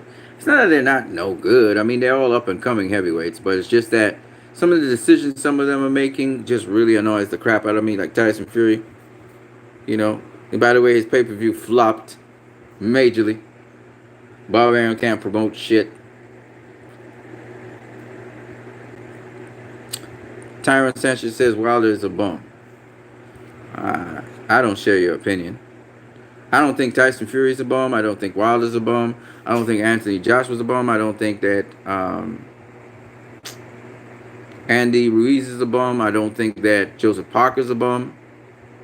I don't think Dillian White's a bum. Just to be fair. I think those are the top guys. Luis Ortiz is not a bum either. He's a good fighter. It's just that Wilder already dusted him. Why are you facing him again? Like, that's kind of old school stuff that I never made sense to me. Why am I facing the guy that I dusted? I dusted him. You can't get more conclusive than that. Tyson Fury is a bum. I'm going to call him a bum, but he has been facing bums, and the bums have been giving trouble. So is Joshua. Vasily, my man Tyrone, I agree. Ruiz, I think, will lose. Nah. His skills are very limited. Are you crazy? Rui's skills are limited. Okay, we'll see. Mike Alvarado TB says Wilder versus Charles Martin. Most hardcore boxing fans are demanding this fight right now. The world wants to see it. That's funny. To be honest with you guys, man, the divisions that really get my mind going nuts about is the light heavyweight division, the middleweight division, super welterweight division, welterweight division, junior welterweight division, lightweight division. Lomachenko's there, and we got all these new bloods coming up.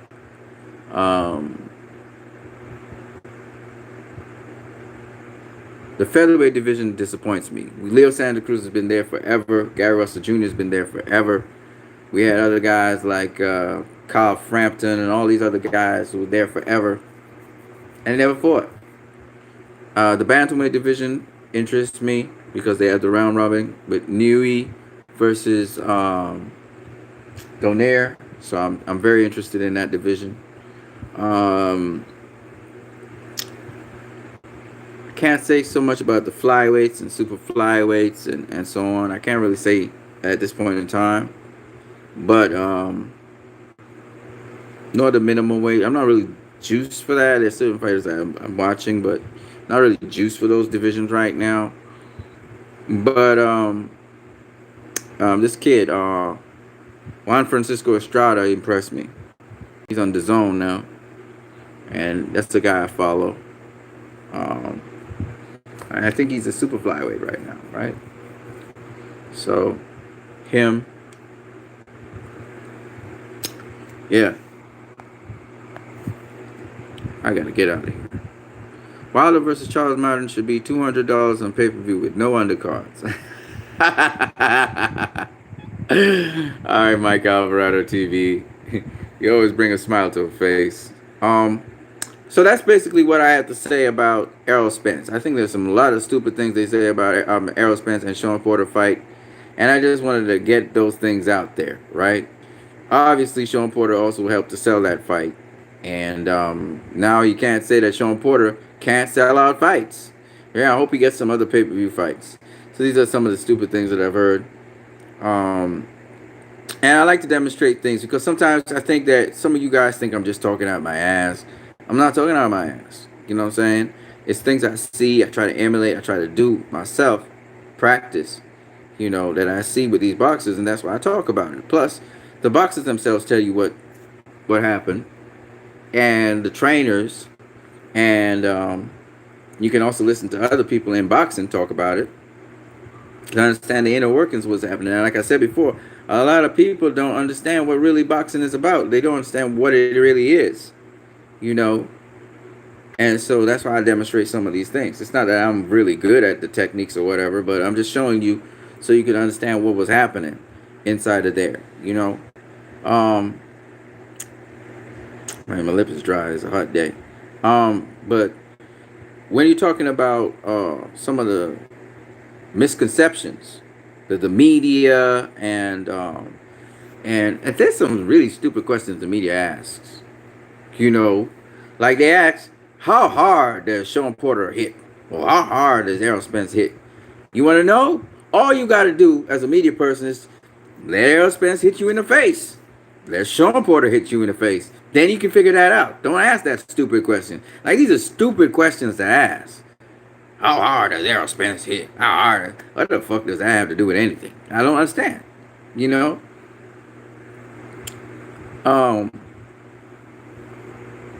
Obviously, Errol Spence hits hard.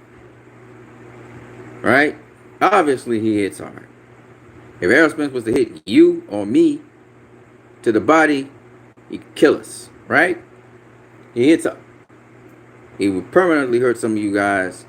You'd have organ damage, and then you would die. Right? So obviously, he hits hard. I've seen him hit a 200-pound guy, and that guy quit. Right? So he can hit hard. Sean Porter probably doesn't hit as hard as Errol Spence, but he hits plenty hard. If he would have hit me, he'd break my nose, bust my mouth, you know, bruise my eye, right?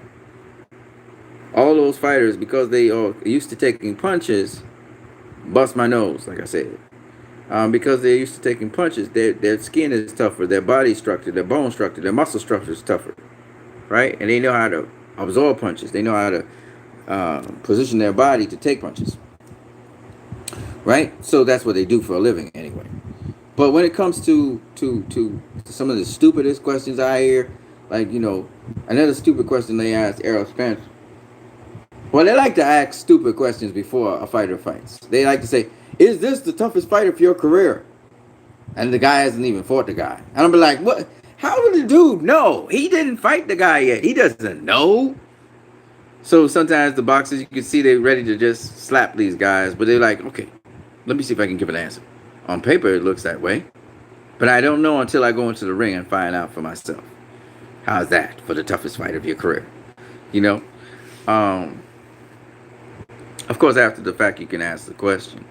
But it's just like the media asks some really dumb questions. And then there are questions that they should be asking and they're not asking.